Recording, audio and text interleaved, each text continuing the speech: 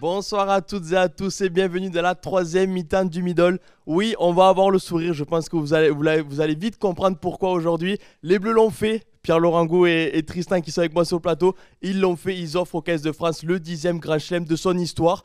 La bande à Fabien Galtier s'impose 25-13 face au 15 de la Rose et bien sûr, je l'ai dit, s'offre le 10e Grand Chelem de son histoire. Pierre-Laurent, salut Pierre-Lo, tu vas être avec nous. Salut Tristan. Bonsoir Et messieurs. Tristan qui va s'occuper des réseaux sociaux, bien sûr, vous en avez l'habitude. On voit que vous êtes très nombreux déjà dans le chat et c'est un plaisir avec nous chaque semaine de parler avec vous de rugby. Bien sûr, Pierre-Laurent, rapidement, ils l'ont fait, les Bleus ont gagné. Alors, on était assez serein, on nous a souvent dit qu'on était serein avant la rencontre, mais on a eu raison au final. Ils ont gagné, ils ont battu ces Anglais et le Grand Chelem, il arrive à Paris. Ils ont maîtrisé leur dernière rencontre. Ça clôture un magnifique tournoi. Voilà, on est heureux. On a l'émotion au fond de la gorge. On a envie de sourire, on a envie de s'éclater, on a envie de débriefer ce match. C'est génial. Ouais, c'est génial parce que, encore une fois, comme les semaines précédentes, j'ai envie de te dire, Pierre-Lo, je vais t'appeler Pierre-Lo comme ça, c'est facile pour toute l'émission, parce que sinon ça va être long.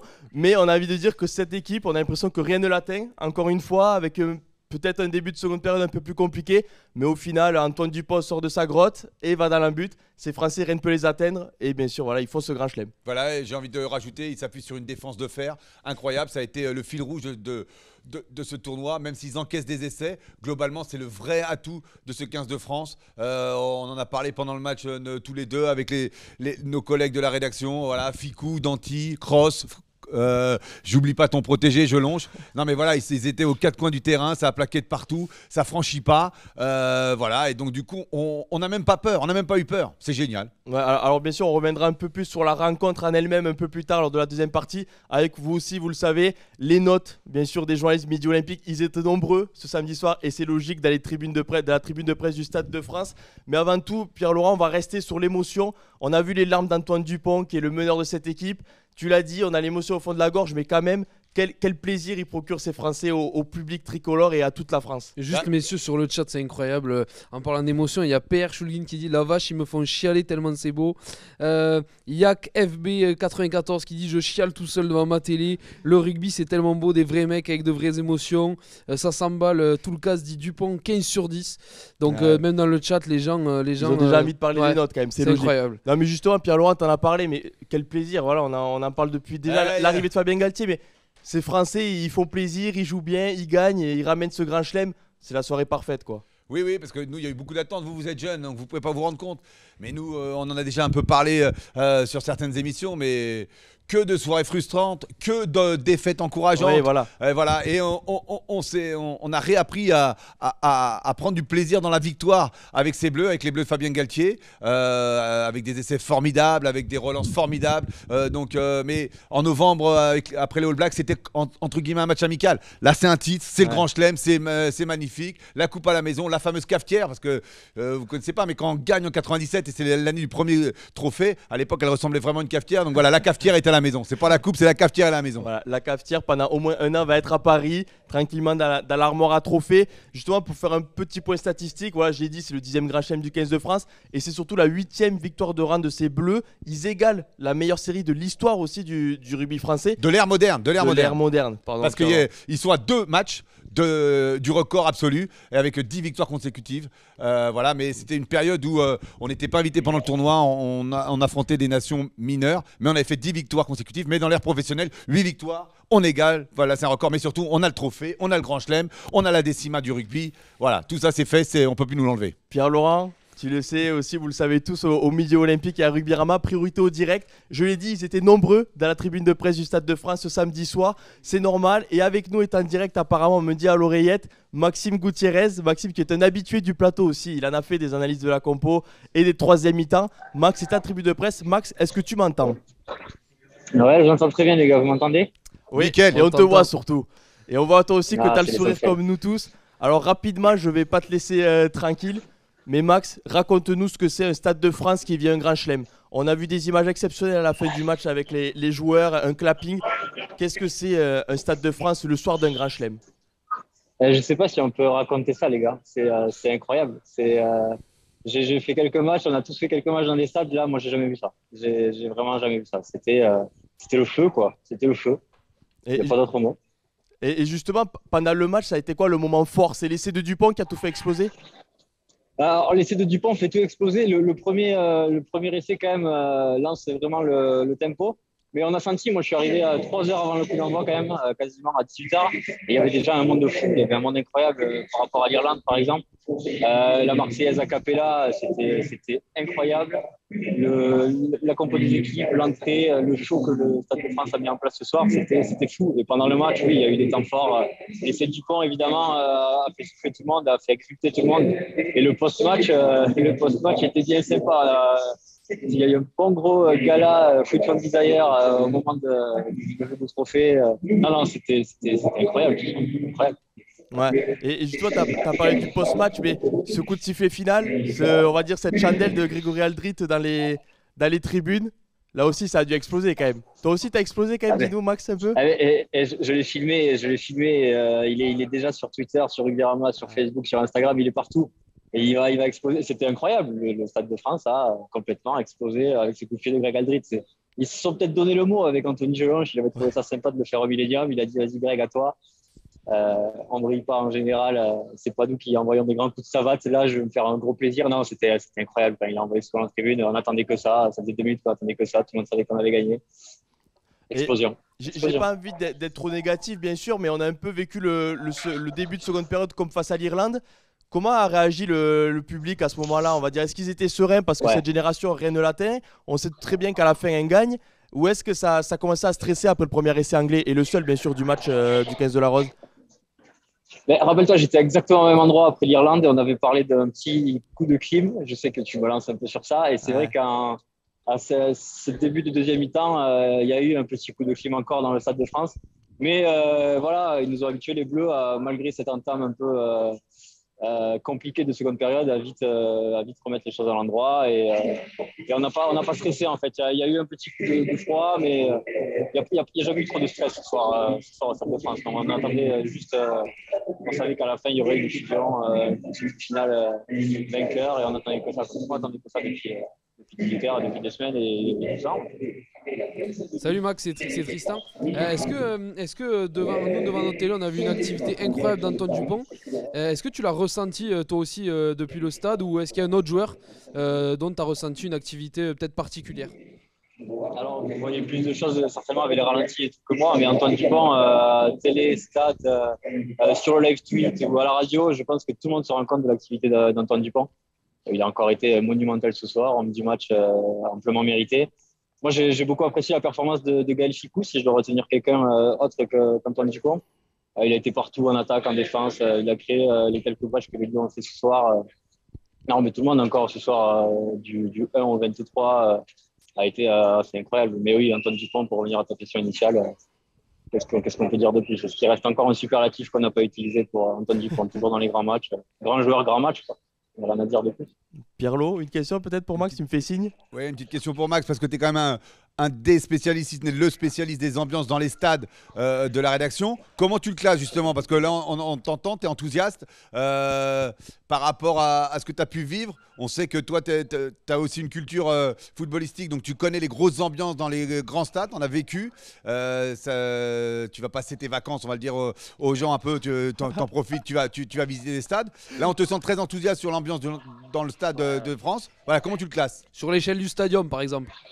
Non, mais en fait, il le sait, vous le savez, Pierrot, vous le savez tous à la rédac. Moi, j'ai toujours cette culture foot, c'est-à-dire de chanter pendant 90 minutes au foot, que je retrouve pas forcément tout le temps au rugby.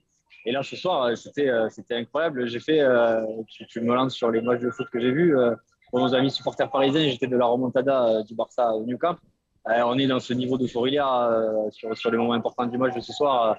On est sur 80 000 spectateurs complètement en transe. Comme moi, j'avais des gens à côté de moi. Tu sentais le meilleur moment dans un stade de leur vie, quoi. Il y avait des enfants qui avaient des sourires jusqu'aux oreilles. C'est vraiment un moment qui va rester gravé pour la majorité des gens qui étaient là ce soir. Et pour moi, également.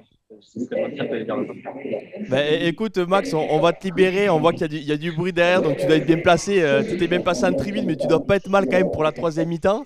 Alors nous on fait la troisième mi-temps du middle, mais peut-être qu'il y a une meilleure troisième mi-temps, je sais pas, au Stade de France. Je m'inquiète pas pour la vôtre, frère. Et pour une taquinerie, parce que je vois que Pirlo, c'est à la mode de te taquiner, je comprends que Gaël Ficou, vu le club dans lequel il joue en top 14, tu le regardes avec les yeux qui brillent. C'est normal, c'est le meilleur club. C'est pas. Allez, Max, merci d'être passé, Max. On te laisse profiter et ciao. Ciao, Et merci, Max. Vous aurez plaisir Ciao, à le les gars, revoir ciao. dans les prochaines Bonne émissions sur émission. Twitch. Ciao, Max. Messieurs, on l'a ressenti, c'est vrai, derrière l'écran, et surtout toi, Pierrot, le Stade de France, il était complètement en feu. On s'y attendait, mais vraiment, quelle ambiance et cette communion avec les joueurs. Mais même toi qui en as vécu beaucoup. Ouais, voilà. On en parlait dans le journal du Grand Chelem. C'est la deuxième victoire de cette équipe de France, mais c'est exceptionnel quand même de voir ces images. Je crois déjà qu'il faut souligner l'initiative de la fédération à l'automne. Je crois que c'est Nicolas Hugo qui le relayait au moment quand c'est arrivé là en début de match quand on était tous ensemble. C'était de mettre après 15-20 secondes de Marseillaise avec l'orchestre, de couper et que ce soit le public Oui, le qui chante public. a cappella Avec les voilà. joueurs. Et ça avait marché et ça nous avait surpris à l'automne. Et c'est vrai que ça finit de chauffer le stade en fait. Et ce Stade de France qui était si froid, qui a une mauvaise acoustique, on a l'impression, non mais par rapport au Parc des Princes ou à d'autres, ou à la Beaujoire ou au Vélodrome de Marseille, le Stade de France, il y a 80, c'est le plus grand Stade de France, mais des fois quand ça pousse on le sent pas. Et là en fait, ça fait donc il y a eu France All Black et même ce soir devant notre écran de télé, on sentait, tu vois, et Max nous l'a dit, on sentait que ça poussait derrière les Bleus. Ouais. Et justement, quand tu parles, pardon, Tristan le disait, mais tu as connu des ambiances. Tu as déjà vu une communion pareille entre rugby, les joueurs et le non, public? en rugby, non, là c'est tout nouveau. On l'a vu pour France All Black, on l'a vu pour France-Irlande, on l'a vu encore là ce soir pour France-Angleterre. Et moi, je peux que témoigner derrière mon écran pour télévision, pour France-Irlande et pour France-Angleterre. Donc, on a le ressenti de Max là. Oui, voilà, on sent que de match après match, voilà, on l'a dit, cette équipe nous a réconciliés avec le rugby, s'est réconciliée avec le public, s'est réconciliée avec les passionnés du rugby, s'est réconciliée avec les supporters, ça draine du monde. On ne sait pas combien il y avait de mais France Télévisions, ils doivent se frotter les mains, ils ont dû faire un carton d'audience. Oui. On voit là en ce moment, mais il faut rester ici, mais que Ruquier doit être heureux dans son émission en direct, il va battre ses records d'audience, mais c'est grâce au rugby. Non mais c'est vrai, tout ça, c'est cette équipe, elle est entraînante.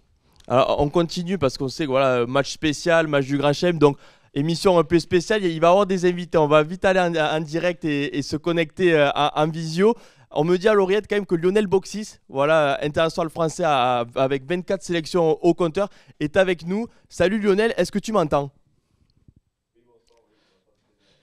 Salut Lionel, alors on en parle depuis le début de l'émission, on a de grands sourires, c'est un jour de gloire pour le rugby français. Je suppose que toi aussi tu as dû vibrer chez toi devant ce crunch qui a offert le 10e Grand Chelem de l'histoire au rugby français. Bien sûr, ça fait forcément, ça fait tellement d'années qu'on l'attend que ça fait plaisir à voir. En plus, voilà, cette équipe de France, elle est belle à voir jouer, elle donne envie et c'est très bien pour le rugby français.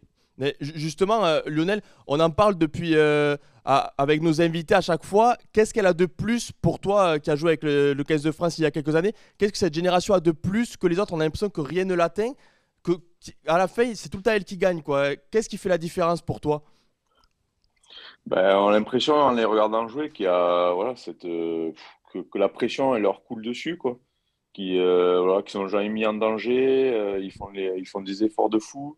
Voilà, quand à la fin, quand on voit les larmes de Dupont, plus la coupe soulevée, voilà, c'est un peu l'image de l'équipe de France qui fait que voilà, c'est des mecs qui s'envoient, qui se donnent à 100% pendant 80 minutes. Et c'est beau, ça donne envie, quoi. Lionel, toi, en tant que demi d'ouverture, on a entendu peut-être pendant le tournoi, voilà, on a parlé de Romain Tamac, peut-être qu'il prenait pas assez de risques. Comment toi tu juges les performances du Toulousain, toi en tant que grand numéro 10? Comment tu juges les performances de Romain Tamac, qui incarne quand même la classe, on peut le dire? Comment toi tu juges vraiment ces matchs? Ah, ben c'est vraiment une de ses forces de l'équipe de France, c'est la charnière, Dupont et Tamac. On sent, voilà, ils jouent ensemble en club, ils se connaissent très bien et ils savent gérer voilà, le match à eux deux, voilà, que ce soit par les sorties de terrain, voilà, que ce soit Dupont par sa longueur du pied, sa précision, et dès qu'ils rentrent dans le camp adverse, voilà, ils sont chirurgicaux. Je crois ce soir, dès qu'ils rentrent à chaque fois dans les 30 mètres adverses, soit ils marquent un essai, soit ils finissent par 3 points. Et voilà, c'est ça où c'est qu'il y a Romain Tama qui entre en jeu et qui arrive voilà, à voir le jeu, justement, à décaler les joueurs, à voir les espaces et il joue juste, quoi. Pierre-Laurent, tu m'as fait signe, tu as une question pour Lionel? Oui, je voulais savoir s'il avait apprécié notamment le jeu au pied. Il a parlé un peu de la longueur, notamment de Ntamak, de Melvin Jaminet. Il y a eu un beau combat, il y a eu un beau duel, comme la semaine passée déjà avec les Gallois, parce que les Anglais ont aussi beaucoup testé dans le jeu en l'air Melvin Jaminet. Les gars, il faut le rappeler, parce qu'on a des jeunes sur Twitch, Oui. mais Lionel Boxis, il nous a tiré oui. maintes et maintes fois. Moi, Sacrément. j'ai pu le voir. Hein, il avait une sacrée longueur jeu au pied. Donc justement, tu es quand même un spécialiste. Raconte-nous plus que nous. Raconte-nous un peu ce duel des Français et donne-nous ton jugement sur le jeu au pied, notamment de déplacement de Melvin Jaminet et de Romain Ntamak. Oui, ben forcément, ben déjà de la part des Anglais, on connaît leur jeu, hein, ils mettent beaucoup de jeu au pied, beaucoup de pression. Et c'est vrai que par rapport au dernier match face au Pays de Galles, on a vu que c'était un peu des secteurs où c'est qu'il fallait s'améliorer du côté français. Mais ce soir, voilà, je crois que Jaminet, Ntamak, Dupont ont répondu présents dans ce secteur-là. Déjà, nous, dans la reconquête du ballon, et puis nous, et puis aussi pour mettre cette pression dans ce camp anglais où on a pu mettre en place notre défense qui leur a ralenti tous les ballons, et voilà, où on a pu récupérer des pénalités et nous marquer des points. Ouais. Justement, Lionel, tu joues encore, bien sûr, les gens le savent, mais tu joues encore au rugby, bien sûr, à Béziers, en Pro D2. Mais justement, l'évolution du rugby, ça tire vers un jeu au pied comme ça. On parle de beaucoup de dépossession. Comment toi, tu juges par rapport à quand tu as débuté ta carrière, avant les années 2010? Comment tu juges l'évolution du rugby? Aujourd'hui, c'est plus important cette dépossession et c'est ce qui fait la force de ce 15 de France? Et maintenant, voilà, les défenses, elles ont quand même pris beaucoup le pas sur l'attaque, que ce soit avec voilà, par rapport à quand j'ai commencé, bien sûr, l'apport de la vidéo. Donc c'est vrai que la dépossession et notamment la précision du jeu au pied, que ce soit jeu au pied de pression, jeu au pied d'occupation, est devenue très très importante de nos jours, où on prend de moins en moins de risques dans notre camp. Et voilà, c'est ce que les Français font à merveille, quoi. Ouais. Lionel, bonjour. Tout simplement, est-ce que c'est la plus belle victoire du rugby français depuis 10 ans, enfin le plus beau moment du rugby français depuis 10 ans et peut-être plus? Bah, forcément, après oui, bien sûr qu'en Coupe du Monde, il y a eu des brides avec des victoires face aux Blacks, et des matchs exceptionnels, mais c'est vrai que là, c'est sur tout ce qui a été mis en place depuis quelques années, depuis que Galtier est arrivé à la tête de l'équipe de France. Ce soir, voilà, ça s'est démontré par une victoire dans le tournoi Destination. Ils avaient forcément ciblé ce moment hein, où ils voulaient être en position favorable lors de ce dernier match, c'est ce qu'ils ont fait. Et puis, ils ont plutôt bien fini avec cette victoire pour remporter ce grand chelem. Merci. Non, je voulais remercier Lionel d'être là et de vous rappeler, les gars, et la Coupe du Monde 2007. Bon, vous étiez tout jeune, vous sortiez peut-être, vous étiez encore à la maternelle, mais c'est génial. Il y a eu 9 grands chelems avant quand même. L'histoire, elle s'est pas ouverte aujourd'hui. Hein. Dans la question de Tristan, J'ai il y avait dit 10 depuis ans. 10 ans. J'ai Donc dit chez 10 moi, de 2022, moins 10, on n'arrive pas à 2007. Mais donc, contrairement à toi, Pierrot, Lionel Non. avait très bien compris ma question. voilà. Écoute, Voilà. écoute Lionel, on va te libérer du coup. On va te remercier, surtout on te remercie d'être passé dans cette émission, d'avoir pris du temps Merci pour beaucoup, t'exprimer.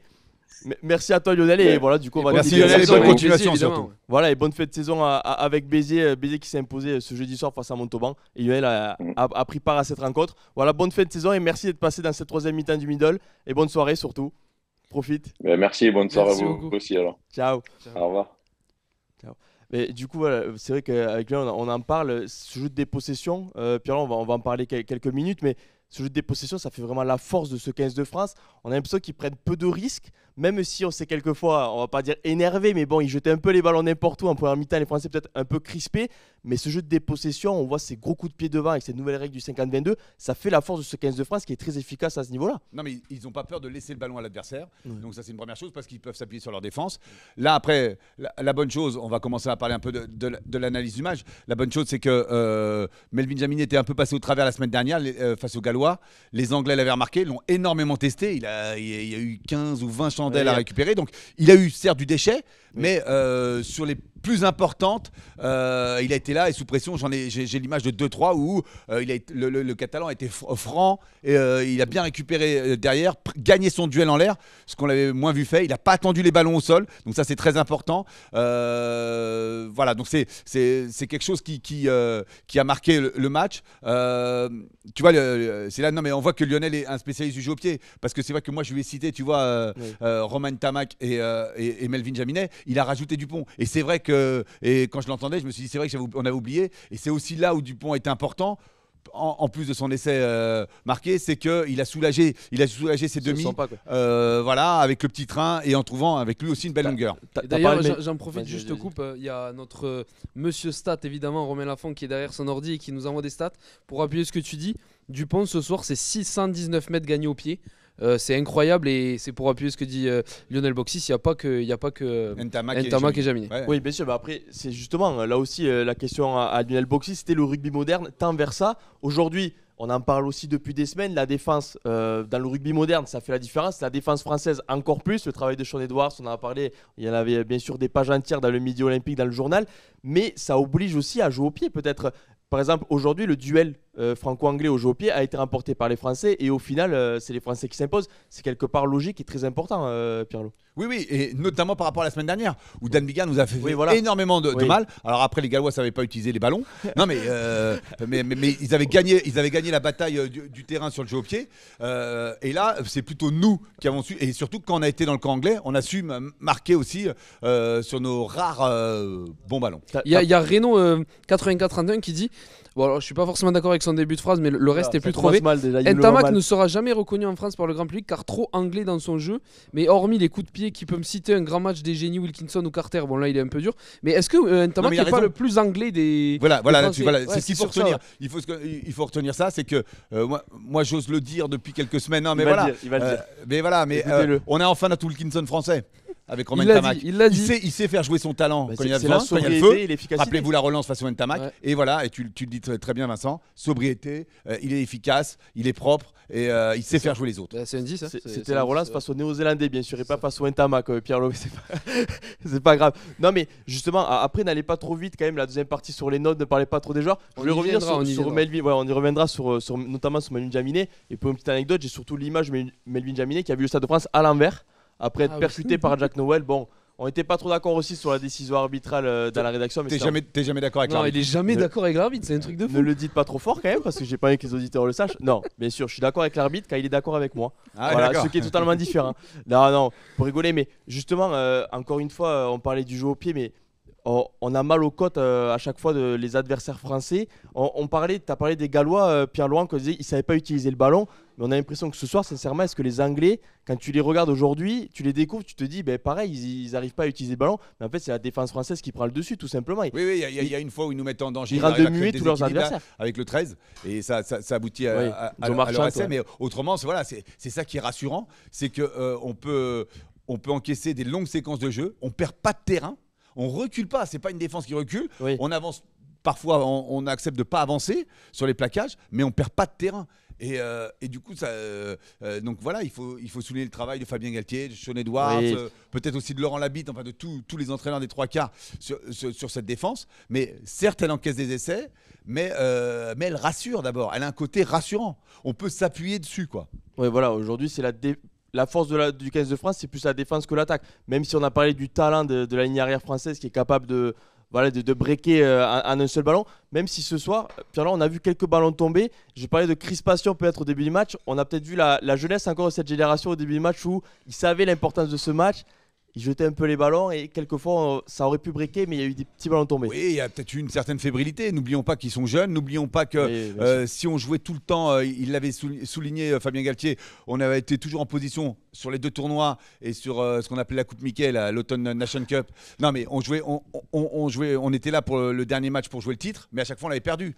Donc là, c'était le dernier match pour jouer le titre. Donc il y a peut-être eu une petite fébrilité qui explique c'est peut-être cette petite excès de précipitation ou ces ballons tombés qui nous ont créé un peu de frustration au début de match, notamment chez toi où tu criais de partout. Mais on t'a rassuré, on t'a dit t'inquiète, la défense va aller. Et puis au final, voilà, le scénario du match t'a rassuré aussi. Voilà, messieurs, c'est peut-être le bon moment pour passer à la deuxième partie de cette émission qui, je suis sûr, va faire beaucoup parler dans le chat. Je vois qu'ils sont nombreux. C'est d'ailleurs, j'en profite en tout début de. C'est pas un soir à comment dire. À être dans le négatif, mais on nous a un peu rappelé, est-ce qu'on est toujours d'accord sur la note d'Antonio? On va en parler. Bien sûr, on va en parler. Et juste avant ça, messieurs, on a parlé, bien sûr, la France gagne, se remporte sur son destination, mais je vais quand même dire le classement complet après les 5 journées disputées. Donc voilà, la France, bien sûr, première et réalise le grand chelem. Deuxième, l'Irlande. Les Anglais finissent troisième. parce que les Gallois se sont inclinés à la surprise générale face aux Italiens en début d'après-midi et finissent 5e les Gallois, donc c'est dur. L'Écosse finit 4e et l'Italie, malgré sa victoire à Cardiff, finit quand même 6e de ce 6 nations. C'est bon messieurs, petit point de classement terminé. On peut passer à cette deuxième partie. Les notes, et tu as déjà parlé de Tristan, c'est parce que tu es très fort et tu sais de quoi je vais parler, on se connaît par cœur. Winnie Antonio, on va commencer par le pilier droit, on commence souvent par les premières lignes bien sûr. Il était sorti à la pause à Cardiff, Pirlo. On nous a dit qu'il était grippé. C'était pas forcément rassurant. Aujourd'hui, il a tenu la baraque. Et je vois Simon Valzer qui est derrière la caméra, qui a l'analyse de la compo, avait dit qu'Ellis Genge était la principale menace des Anglais. Et on peut dire quand même qu'il a souffert face au Rochelet à mêlée fermée. Oui, même s'il y a eu match. Il y a eu match, mais quand même en première mi-temps. Même s'il y a eu match, et pour répondre à notre auditeur, comme tu dis, même si on n'est pas à la radio, je pense qu'ils regardent plutôt l'image, les jeunes. Oui, mais quand le journaliste de Midi Olympique met la note de Winnie Antonio, il ne sait pas qu'il est grippé. Et je pense que son état grippal explique peut-être son niveau assez faible face aux Gallois en première mi-temps. Et le staff était d'accord avec nous, il l'avait sorti à la mi-temps. Donc voilà, on ne va pas revenir sur le débat. Aujourd'hui, il a été meilleur. Il avait un joueur qui avait fait un gros match face à l'Irlande la semaine dernière. Il y a eu un beau combat en mêlée. Mais Winnie Antonio a su aussi intervenir dans le jeu, être une force d'appui plutôt qu'une force de pénétration. Et a eu une activité intéressante. Oui, alors avant de trop approfondir nos analyses et surtout les analyses de Pirlo sur les notes, Tristan, il le sait, comme d'habitude, c'est son moment, c'est le moment qu'il préfère. Quand il nous raconte, quand il nous dévoile toutes les notes des journalistes Midi Olympique qui ce soir ont été faites par Jérémy Fada et Arnaud Bordelais. C'est ça, exactement. Voilà, Arnaud Bordelais pour les avants et Jérémy Fada pour les trois quarts. Pour les trois quarts, pour être précis. Tristan, c'est ton moment, vas-y, on t'écoute. Et après, on y reviendra dessus. Je déroge à la règle pour une fois. C'est Winnie Antonio, je commence par lui. Il a eu 6,5 donc aujourd'hui. Cyril Bay a eu 8 sur 10. Julien Marchand, 7,5. En deuxième ligne, Cameron qui a eu la même note que Winnie Antonio, 6,5. 6 pour Paul William C. En troisième ligne, François Cross a eu 7. Anthony Gelon, 6,5. Grégory Aldrit, 8 sur 10. La charnière, évidemment, Antoine Dupont a été stratosphérique. Il a obtenu 9 sur 10. Romain Tamac, sa sobriété et sa classe lui ont permis d'avoir 7 sur 10. Gabin Villière, même note, 7 sur 10. L'autre ailier, Damien Penaud, 6 sur 10. La paire de centre, un grand Gaël Ficou, 8 sur 10, accompagné de Jonathan Danty qui a eu 7 sur 10. Et enfin, Melvin Jaminet a obtenu, lui, 6,5 sur 10. Voilà, donc on va continuer un peu sur le Rochelet, Winnie Antonio, Pirlo et Tristan, mais sûr, tu peux intervenir. Et le chat. Posez toutes vos questions voilà, dans le chat. Et surtout, dites si vous êtes d'accord, pas d'accord. On sait que les notes, c'est tellement subjectif qu'on ne sera jamais d'accord à 300%. Ils sont déjà pas d'accord, je vous le dis. Non, mais parce que, voilà, bien sûr, je ne connaissais pas les notes avant le début de cette émission. Winnie Antonio, il a fait un normal, c'est quand même le moins bien noté de la première ligne française. On va voir peut-être un peu large. Pirlo, il est quand même à côté de Cyril Bay et Julien Marchand, qui sont exceptionnels. Voilà, je suis entièrement d'accord avec les notes d'Arnaud Bordelais. Voilà, il défend ses protégés. Non, mais Cyril Bay a été. Oui, il a été exceptionnel. Voilà, lui, on peut dire qu'il a été exceptionnel. Julien Marchand a fait un très bon match et Winnie Antonio a fait plutôt un bon match. Donc, je pense que voilà, la hiérarchie. Après, on peut pénailler sur des demi-points.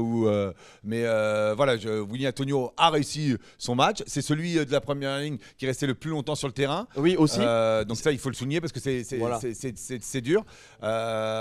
Mais c'est vrai qu'avec Cyril Bay, on oublie, tu vois, c'est un peu l'Antoine Dupont des pieds gauche. Non, mais je veux dire, c'est qu'il réussit tellement de choses. C'est-à-dire qu'il réussit déjà le b.a.-ba du pilier, c'est-à-dire qu'il tient en mêlée, il avance plutôt en mêlée, il est au soutien. Un pilier gauche, on demande qu'il se déplace, on lui demande de faire des plaquages, mais il joue, il fait des ballons, il est capable de faire des off-flops, des passes au contact, tel un 3/4, il est capable de courir assez vite avec le ballon.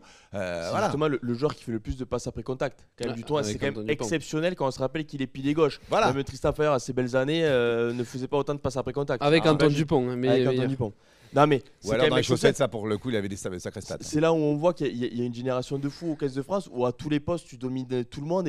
Et on en parlait, mais les grattages aussi de Julien Marchand. Alors, ça, c'est peut-être super précieux. Non, mais c'est hyper précieux. Quand on parle de défense, on parle de ballon gratté. On viendra après, je vous tease un peu sur Grégory Aldrit dans quelques minutes. Mais pour rester sur la première ligne, c'est vrai que c'est une arme destructrice de ce 15 de France. C'est exceptionnel de compter ces joueurs aussi mobiles. C'est vraiment les piliers modernes. Quoi. Oui, moderne. Notamment en première mi-temps, Julien Marchand a été très actif, précieux. Actif, mais précieux parce qu'il a su, par ses grattages, casser les rares offensives anglaises. Voilà, et quand il met les mains...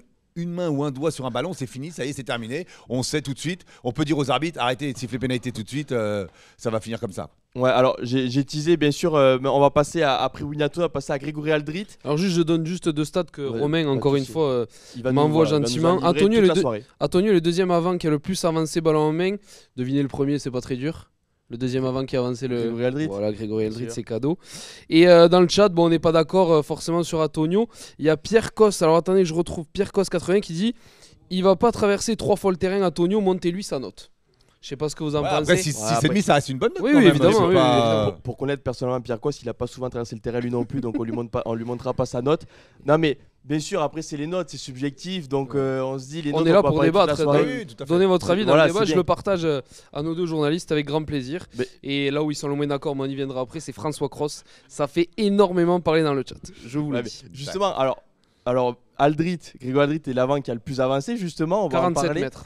Et quand on parle de grattage, Grégory Aldrit, il a gratté 2 ou 3 en première mi-temps. Il a été énorme. C'est lui aussi. Alors, Voilà, on c'est parle ça qu'il faut d'Antoine souligner. Dupont, Voilà. mais c'est lui quand même qui ouvre la porte. Voilà, lui, il avait la clé de la défense anglaise pour ouvrir la porte à Antoine Dupont. Bon, il y a le raffut à mettre à Jamie George quand même pour aller dans la but. Mais Grégory Aldrit, c'est un monstre, c'est un arbre quoi. Il bouge pas, il fait qu'avancer quoi, Pierre-Loup.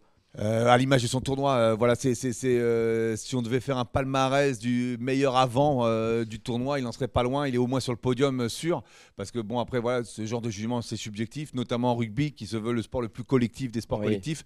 Mais pour revenir précisément à Grégory Aldrit, oui, il a encore aujourd'hui, il a réussi une très grosse prestation. C'est le numéro 8 des Bleus, il n'y a pas de contestation possible. Il a connu un petit coup de moins bien, il a su se remettre en cause, c'est ça qui est bien, c'est ça qui est impressionnant. Il est revenu à un super niveau, il sait ouvrir comme tu dis des portes, voilà, mais il sait aussi plaquer, il sait prendre des ballons en touche, grosse activité. Voilà, justement, comme la première ligne, c'est la complémentarité de cette troisième ligne qui impressionne. Parce qu'Anthony Gelonche, encore une fois, j'ai vu les stats passer, je crois qu'il a 14 sur 14 à la fin du match. On a C'est vu- le meilleur plaqueur des avants français, hein, Voilà, à chaque fois. Hein. Des avant. disons-le bien quand même, qu'Anthony Gelonche, c'est Des le avants, meilleur des plaqueur. avants, parce Oui, que des Dupont est avants, devant. bien sûr. Non, mais c'est la complémentarité. On parle de François Cross, mais alors tu sais peut-être où je vais en venir, mais dans cette troisième ligne, on voit pas qui on pourra enlever pour rajouter quelqu'un. Dans les mois à venir, je pense bien sûr Charles Olivon, l'ancien capitaine du 15 de France qui revient de blessure, mais cette troisième ligne, on a l'impression qu'on peut rien enlever quoi. Ils font tout parfaitement. Non, on aura le temps de revenir sur Charles Olivon, Oui, laissons-le je tranquille, sais. il est chez lui, voilà, et nous profitons du Grand Chelem. Non, mais sans esprit, parce qu'il y a Cameron Wauquiez qui est un troisième utilisé en deuxième Oui. ligne, donc là, si on commence à se lancer dans ce débat-là, on en a pour la nuit, et on oubliera de parler du Grand Chelem. C'est pour ça que je veux dire. Mais oui, voilà, cette troisième ligne, elle est extrêmement complémentaire, avec un François Cross qui est prêt pour faire le sale boulot. Les bah tâches oui. obscures, ce que les autres veulent pas faire, il le fait, il met son casque, il y va, il met la tête où on mettrait même pas un doigt. Il plaque aussi énormément. Alors il est un peu moins puissant que Gelonge, donc ses plaquages sont peut-être moins spectaculaires, mais il y a match au niveau du nombre de plaquages. Il court aussi énormément, il se déplace énormément. Il est souvent le premier soutien des trois quarts. Ouais, Donc, et voilà, dans tout ça, on le voit bien dans le profil et ce qui se vérifie sur le terrain est étalé sur le papier. C'est vrai qu'on a l'impression que François Cross, c'est le joueur de l'ombre par excellence. On ne le voit pas tout le temps, mais aussi il avait été noté qu'à Cardiff, il a été exceptionnel. Et c'est vrai, c'est toujours le joueur qui est là où il faut. Et il est performant dans les choses qu'on le voit un peu moins. Alors, bien sûr, aujourd'hui, il marque son premier essai, le premier essai de sa carrière avec le 15 de France, mais il fait tout le temps le boulot, on le voit un peu moins, mais il est tout le temps là quand même, le Toulousain. C'est souvent le premier soutien. Oui, C'est un travail ingrat parce qu'il faut avoir la caisse pour courir partout, Oui. mais il faut avoir le sens la science du placement. C'est ce qu'il a parce qu'il pue le rugby. C'est un sacré joueur. Il a une bonne note, donc je ne sais pas ce que nous reprochent les internautes, mais j'ai entendu Arnaud lui a mis une bonne note. Alors je crois un peu moins bonne que celle de Grégory Aldrit, Oui. mais 7 sur 10, c'est quand même une très bonne note. Ah, ce soir, je vous le dis, les internautes sont très très exigeants, mais on peut pas mettre 10 à tout le monde non plus. Toi qui as fait les notes souvent, il faut quand même équilibrer et tempérer les notes. Oui. Juste, j'appuie ce que vous disiez par rapport à Aldrit. Encore une fois, Romain m'a envoyé une stat. 3 prises de balles en touche pour Aldrit. Ça montre aussi sa polyvalence et son activité sur tous les secteurs de jeu ce soir. Oui, on est riche quand on fait jouer Villemc plus Tao Fefenois. Donc on a des deuxième ligne pousseurs et du coup il nous faut des sauteurs et on est riche de sauteurs parce que c'est pour ça que Cameron Wauquiez joue deuxième ligne. C'est pour ça que Thibaut Flamand rentre aussi et le remplace. Donc ces deux-là comptent pour un parce qu'il y en a qu'un des deux qui joue mais on a un sauteur et à la fois Grégory Aldrit, à la fois François Cross, à la fois Jelonche, les 3 troisième lignes sautent en touche. Donc on a 4 sauteurs et qui peuvent être envoyés en l'air par en plus avec Antonio qui est de grande taille, Willem C et Tao. Non mais si, quand les soutiens ils sont grands, tu vas forcément plus haut. Et ça rend encore plus compliqué du coup la lecture des défenseurs voilà. sur les touches. C'est surtout que je m'imagine si jamais c'est Antonio et Willem C qui me portent jusqu'à où je peux monter quand même, parce que je pense que là à un bras je me dis que quand Paul Williams est derrière toi et te porte, tu dois quand même voir les étoiles. Déjà que naturellement tu as du mal à passer sous les portes, mais alors là c'est fini là. Non mais oui, c'est vrai que comme je le dis, ce pack français, parce qu'on en a pas beaucoup parlé, on a l'impression qu'il y a trop de troisième ligne, donc du coup Fabien Galtier en a remonté un avec le numéro 4 et dire, non mais tout à fait, c'est ça. On le met quand même. Oui, après, il y a aussi peut-être la volonté de faire le rugby moderne. Mais ce pack français, parce que c'est un peu aussi le Grand Chelem est fait, l'heure du bilan de ce 6 nations. Mais ce pack s'est installé. Et c'est là où bien sûr qu'on va pas parler d'Olivon ce soir, on va avoir le sourire, on va savourer ce 10e Grand Chelem du 15 de France. Mais ce pack, il s'est installé, il est complémentaire et il fait déjouer tout le monde, quoi. Les Irlandais, les Anglais, c'est les meilleurs alignements, ils sont réputés.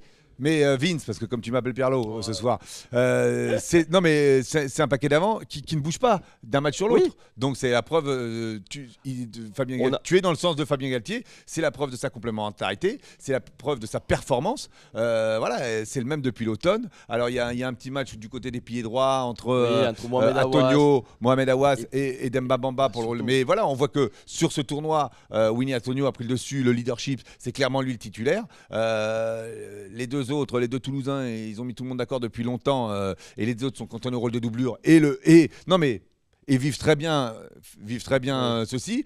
Ce qui est bien, c'est que le test positif de Romain Tao Fifena a été un mal pour un bien, parce qu'on a relancé un peu les débats en deuxième ligne, mais on voit que la paire Woki-Willem C actuellement ça bouge pas, et on vient d'en parler de la troisième ligne. Là il n'y a pas débat. Une magnifique transition pour évoquer le troisième joueur dont on va faire le zoom, parce qu'on parle du pack français, mais aussi le 15 de France c'est un pack de 9 joueurs. Parce qu'il y a Antoine Dupont à la mêlée. Alors, il est censé être à la mêlée, notre ami Antoine Dupont, mais il aime bien être troisième ligne aussi, vu ce qu'il fait sur le terrain. Du coup, voilà, vous l'avez compris, on va faire un grand zoom parce que Max l'a dit, on manque de superlatifs à force pour. Il banalise l'exceptionnel, quand même, le capitaine français, le demi-de-mêlée toulousain, qui a eu une excellente note 9 sur 10. Et c'est là, si le chat, dis-nous, mais si le chat n'est pas d'accord, il y en a qui vont dire qu'il fallait lui mettre 10 sur 10. Mais qu'est-ce qu'il faut au rugby pour avoir 10 sur 10 quand même? Je pense qu'il faut aller le voir quelques fois, là, en but. Non, mais Pierlot, pour être. Là aussi, on va te lancer, c'est pas pour être méchant avec ton expérience, on va surtout parler de ta grande expérience, Tristan et moi. Mais des joueurs comme ça, le 15 de France, ça n'a pas connu 1000 et n'en connaîtra pas 1000 après lui. C'est quand même exceptionnel de pouvoir compter. Il a été élu, mais c'est le meilleur joueur du monde et on l'a encore vu ce soir. Il porte une équipe, pas lui tout seul, mais quand il faut, il est là. Antoine Dupont, on préfère l'avoir avec nous que contre nous, quoi. Je vais te piquer un petit peu. Est-ce que c'est de la trempe des Blanco et tous les plus grands joueurs du 15 de France? Alors j'allais le dire, parce que je sais qu'en plus Tristan il est très friand de ce genre de classement. Il est dans le top 10, oui. Déjà pour toi déjà? Oui, déjà, il a déjà un sacré palmarès et par ses prestations, et on est Dupont dépendant. Voilà, on était Blanco dépendant dans les années 80, et depuis, voilà, c'est pour ça que je trouve que la comparaison, même s'ils ne jouent pas le même poste, est bonne. C'est que j'ai pas souvenir dans les années 2000 qu'on soit aussi dépendant de la prestation ou de la présence d'un joueur. Donc c'est à la fois une très bonne nouvelle, parce qu'on a le meilleur joueur du monde, qui en plus le démontre chaque week-end. C'est pas comme au foot où paraît-il c'est Messi non mais je veux dire, c'est une très bonne chose. C'est que Dupont, voilà, il a 9 sur 10 à chaque fois qu'il est sur le terrain. Mais est-ce que c'est une si bonne nouvelle que ça? C'est-à-dire que aussi, qu'est-ce qu'on fait? Parce que la Coupe du Monde, c'est dans 18 mois. Ouais, mais après, forcément, alors, je suis pas totalement d'accord avec toi, Pierre-Laurent, parce qu'on se dit que forcément, du meilleur joueur du monde est tout indépendant. Forcément, toute équipe du monde et de n'importe quel sport est dépendant du meilleur joueur du monde. Mais après, on peut pas essayer. Oui, mais Antoine Dupont, bien sûr que. On a eu peur même, on va être honnête. Il y a eu un moment, un plaquage de Courtney Lobes où on voit pas trop comment tombe Antoine Dupont. Je pense que tout le monde a arrêté de respirer pendant 3 secondes avant qu'Antoine Dupont se relève. Mais bien sûr qu'on peut être inquiet. On se dit si Antoine Dupont se blesse, mais c'est pas ça qu'on a envie de penser, quoi. Non, on n'a pas envie de savourer. On n'a pas envie de penser. Là aujourd'hui, on a envie de savourer, mais c'est aussi parce qu'il plaque, parce que il récupère les coups derrière. C'est le fameux ministre de l'Intérieur. Il est toujours à l'intérieur. T'es en galère, tu fais une passe à Ave Maria, et il prend le ballon, il accélère et il va au bout. il est capable aussi de trouver des espaces où il n'y en a pas. Il fait le taf, il a une très bonne passe. Son entente avec Romain Ntama, qui était aussi un très bon joueur, fait que c'est génial. Non mais voilà, tout ça fait qu'il est pas loin, parce que pour moi personne n'était indispensable, mais il est pas loin. C'est comme Blanco dans les années 80, il est pas loin d'être indispensable au bleu. Mais là où je le trouve vraiment incroyable, c'est que c'est le joueur phare de l'équipe de France. Tout le monde, tous les troisième lignes se mettent sur son dos. Et là, sur son essai, il arrive quand même à se faire oublier. C'est-à-dire que le gars, il a 5 joueurs sur lui tout le match et il lui suffit d'une demi-seconde pour se faire oublier et être là au bon moment pour les marquer. Sa science du placement est impressionnante. Parce que tu vois, on en plaisante, c'est devenu un sujet de plaisanterie, ministre de l'Intérieur. Mais alors là, pour le coup, sur Aldrit, il n'est pas à l'intérieur. Mais voilà, il sent le jeu. Voilà, c'est pas quelque chose qu'on travaille. Voilà, il ça, c'est talent pur, physiquement, ça, il a dû travailler son jeu au pied par rapport au début, parce que là on voit aussi maintenant, tu vois, Lionel Boxis soulignait au départ, tout à l'heure, que la qualité de son jeu au pied. Il y a quelques années, j'ai souvenir que Jean-Baptiste Elissalde, qui était son entraîneur à Toulouse, lui reprochait à raison la qualité de son jeu au pied. Donc il a progressé. Mais voilà, sur ce que tu dis, Tristan, c'est là où il est fort. Il a une science du rugby. Voilà, il a un QI rugby. Plus que supérieur à la normale, c'est qu'il a une science du placement qui est ultra précieuse. Et pied droit, pied gauche, au pied, voilà, c'est facile. Pied gauche. Il m'a impressionné quand il est sous pression par Cornelos, il fait un coup de pied gauche, c'est son mauvais pied de 50 mètres. Mais là aussi, j'ai envie de te lancer aussi, Pierlot, parce que on parle, bien sûr, il fait un match exceptionnel, mais surtout au pied, parce que avant l'heure de jeu, avant son essai, il crée quand même aucune brèche. Antoine Dupont, il sait se faire. Quand il est muselé, il sait quand même se contraindre à jouer au pied, à gérer le match et à attendre. Il se dit, il y en aura forcément une dans le match, il y aura forcément une brèche, il y aura forcément un moment où les Anglais ils vont tirer la langue et je vais avoir la brèche. Et il l'a prise quand même, c'est aussi sa force il s'adapte à tout, quoi. Alors, on dit que cette équipe de France s'adapte à tout, mais il faut un demi de mêlée qui s'adapte aussi pour que les 14 autres joueurs sur le terrain suivent. Non, mais sans le rugby, il est bien sûr plus surveillé qu'il y a quelques années. Je suppose qu'il doit y avoir des séances vidéo anti-Antoine Dupont chez nos adversaires. Donc tout ça fait que c'est plus dur pour lui de trouver des brèches, notamment au rat, ce qui a fait un peu sa marque de fabrique au début de sa carrière. Mais il continue à tester et surtout, il fait vivre. Il n'enterre pas le ballon. On avait souvenir, tous les trois, on a joué au rugby à un petit niveau et on avait des neufs qui avaient un certain talent, mais qui des fois ils se faisaient enfermer et ils croquaient les ballons. Et voilà. Ce que fait Antoine, ce que réussit, c'est qu'il cherche. Il est là comme une menace dans la défense, mais quand il voit que c'est fermé, le jeu peut rebondir après. Il sait rester debout même quand il est pris aussi. Et alors ça oui, encore plus. Après, pour l'avoir vu de près, on l'a tous vu de près, c'est quand même un cube. Antoine Dupont, on se dit, on comprend pourquoi en défense. Et j'ai aussi l'image, mais bien sûr quand on fait l'émission, on a des images du match, mais à un moment donné, son plaquage sur Maro Itoje qui permet à Anthony Gelonge de gratter une action d'ancien castré. Messieurs, mais c'est pas grave. Non, mais c'est quand même exceptionnel de pouvoir compter sur un 9e avant. On en rigole, mais là aussi, sa défense, on dit que l'équipe de France, c'est la force, mais il y a Antoine Dupont derrière, quoi. On se dit, il met des bouchons à tout le monde. C'est le demi-mêlée. Et moi, j'ai une question, Pierlot, qu'on pose un peu dans le chat vite fait. Qu'est-ce qui manque à Dupont pour avoir 10 sur 10 ce soir ? Il gagne un grand chelem, il marque, il est hyper important dans le jeu. Qu'est-ce qu'il faut pour avoir 10 sur 10 ? Je vais faire le vieux du Muppet Show. Non, parce que pour moi, il ne mérite pas 9 sur 10, il mérite 8, 8,5. Il mérite la meilleure note. Non, mais 9 sur 10, c'est déjà une note incroyable. Oui, mais c'est incroyable. Non, mais il fait un match incroyable, mais 8 sur 10, c'est une note incroyable. Le chat, 8,5. Le chat, c'est exigeant. Voilà. Non, mais sérieusement, il remporte le grand chelem qu'on n'a pas fait depuis. Oui, mais ça, du coup, les 15 joueurs le font. Enfin, ça, c'est pas un argument pour moi. Il est homme du match, il est incroyable partout, il marque. Enfin, je sais. Enfin, moi, 8 ou 8,5, c'est déjà pas mal. Après, je pinaille sur un demi-point. Parce que moi, 9 sur 10 ou 10 sur 10, c'est qu'est-ce qui le prive du match parfait, en fait, c'est ça? Parce que c'est la difficulté qu'ont eu nos deux collègues, parce que c'est un jugement à chaud et sur une simple vision. Donc il faudrait revoir. Et forcément, il a dû rater une ou deux passes. J'ai souvenir au moins une. Il y a une passe un peu. Le match parfait n'existe jamais aussi, messieurs. Mais non, mais un 10 sur 10 n'est pas forcément un match parfait. Mais qu'est-ce qui lui manque? Peut-être une percée. S'il fait une percée de 30 ou 40 mètres, on lui aurait mis 9 sur 10 et qui serait peut-être transformé chez mon ami Jérémy sur un 10 sur 10. Mais voilà. 9 sur 10, allez, 9 sur 10, c'est bien. J'aurais mis 8,5 pour pinailler, pour faire le petit vieux, et voilà. Alors, pour résumer, il lui manquait pas grand chose à Anthony Dupont pour avoir 10 sur 10. On espère qu'il le garde, son 10 sur 10 pour la Coupe du Monde 2023. En finale de Coupe du Monde, il l'aura, vous inquiétez pas. Ou le match d'ouverture face à la Nouvelle-Zélande. Bien sûr, on se projette, mais parce qu'on est jeune, Pierre-Laurent le répétera jamais assez. On a quelques années, il nous manque quelques années pour avoir l'expérience d'un journaliste, mais et être prudent quand même, avancer petit à petit. Messieurs, on en a fait, c'est logique, des caisses sur Antoine Dupont. On va passer un peu derrière lui. Alors, il y a la paire de sang de Jonathan Danty et Gaël Fickou qui a impressionné. Max en a parlé aussi. On va s'arrêter sur le Racing Man. Gaël Fickou qui a marqué le premier essai des Bleus, qui défensivement, alors c'est un mot que j'ai l'impression de dire toutes les phrases, la défense, défensivement, c'est important, mais c'est aussi ce qui fait la force de ce 15 de France. Et Gaël Fickou, c'est le capitaine de la ligne arrière du 15 de France. Et ce soir-là, franchement, Pierre-Louis nous a impressionné. Et oui, c'est aussi un joueur, alors excuse-moi, je te coupe, mais c'est aussi un joueur qui sort pas souvent du lot. Parce qu'on parlait des 4 premiers matchs, il sort pas du lot, il fait bien le boulot. On se rappelle de son essai en Écosse, par exemple, qui soulage ce 15 de France. Mais là, ce soir, il s'est vraiment montré les bouchons, son essai. Il a tout fait bien, quoi. Non, c'est un talentueux qui accepte le boulot de besogneux. Oui. Je m'explique. Quand il perce, notamment en équipe de France en 2014, il était là pour franchir.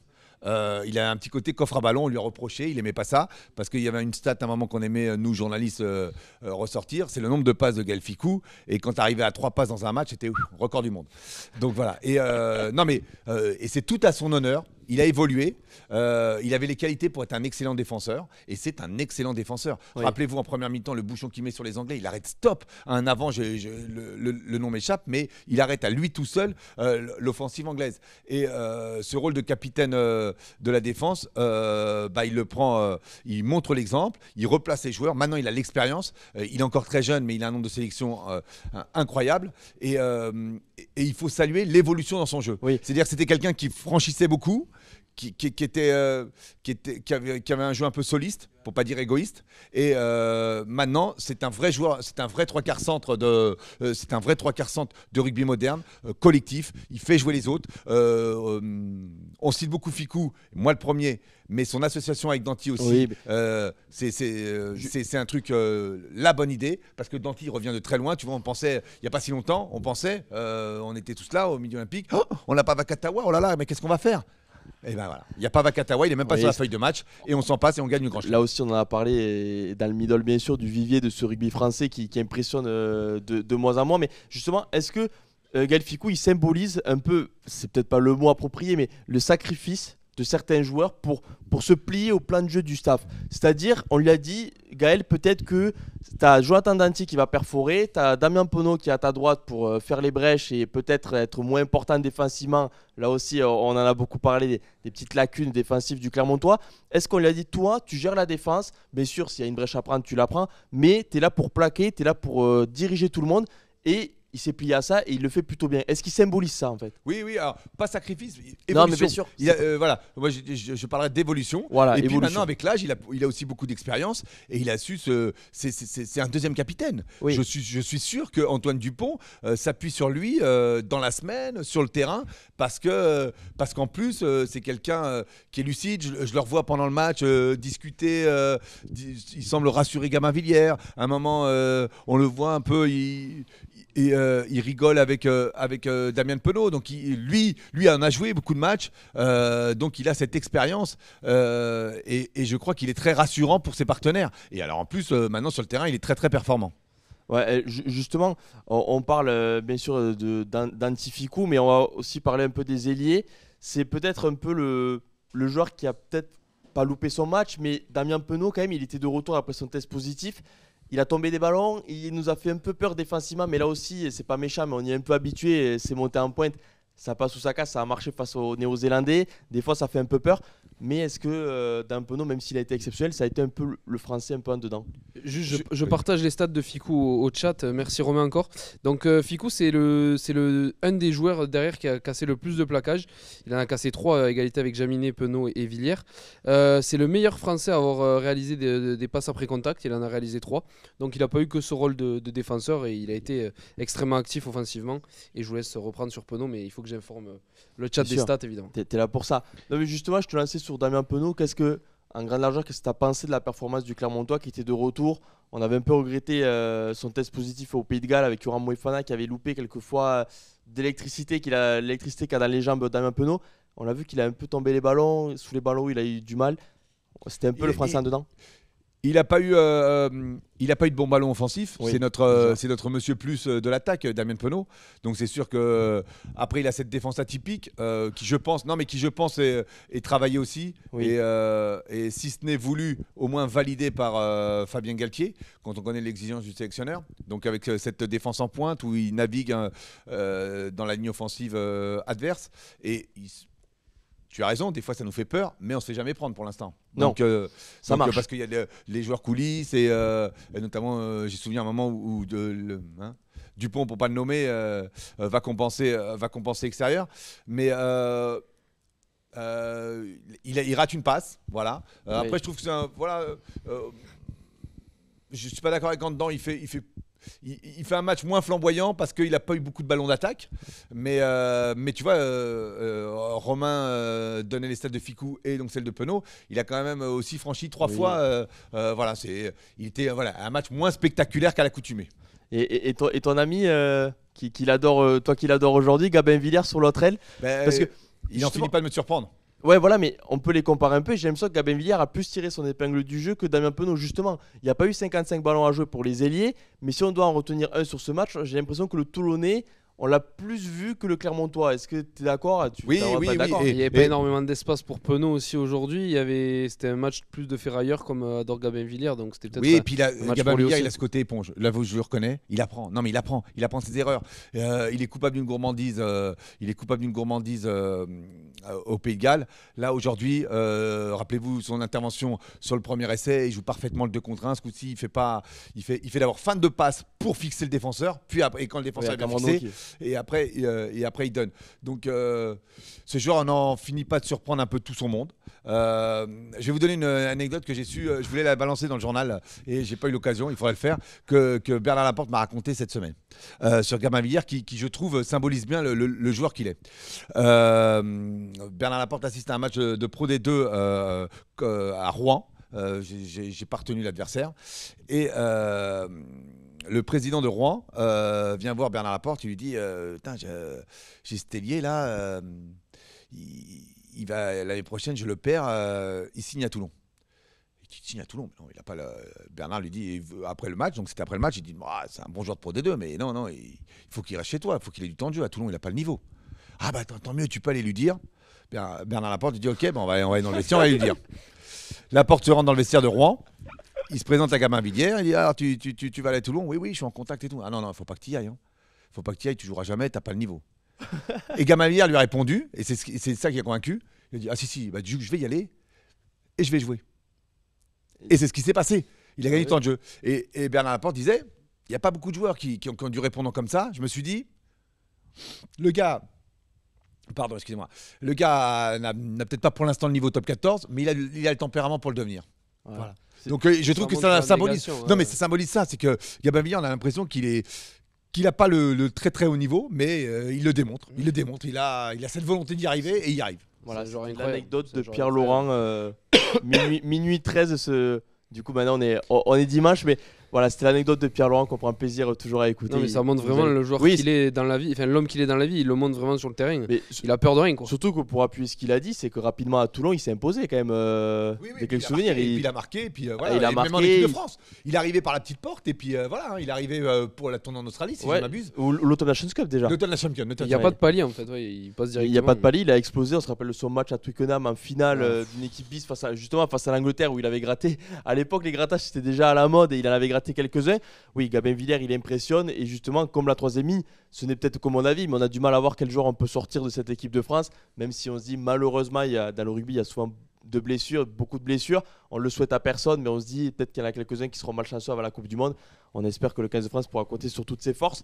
Et sur ses forces à l'arrière aussi, messieurs, c'est aussi un joueur qui a fait beaucoup parler durant ce tournoi Destination et il va faire beaucoup parler aujourd'hui encore. Je parle bien sûr de Melvin Jaminet, l'actuel Perpignanais.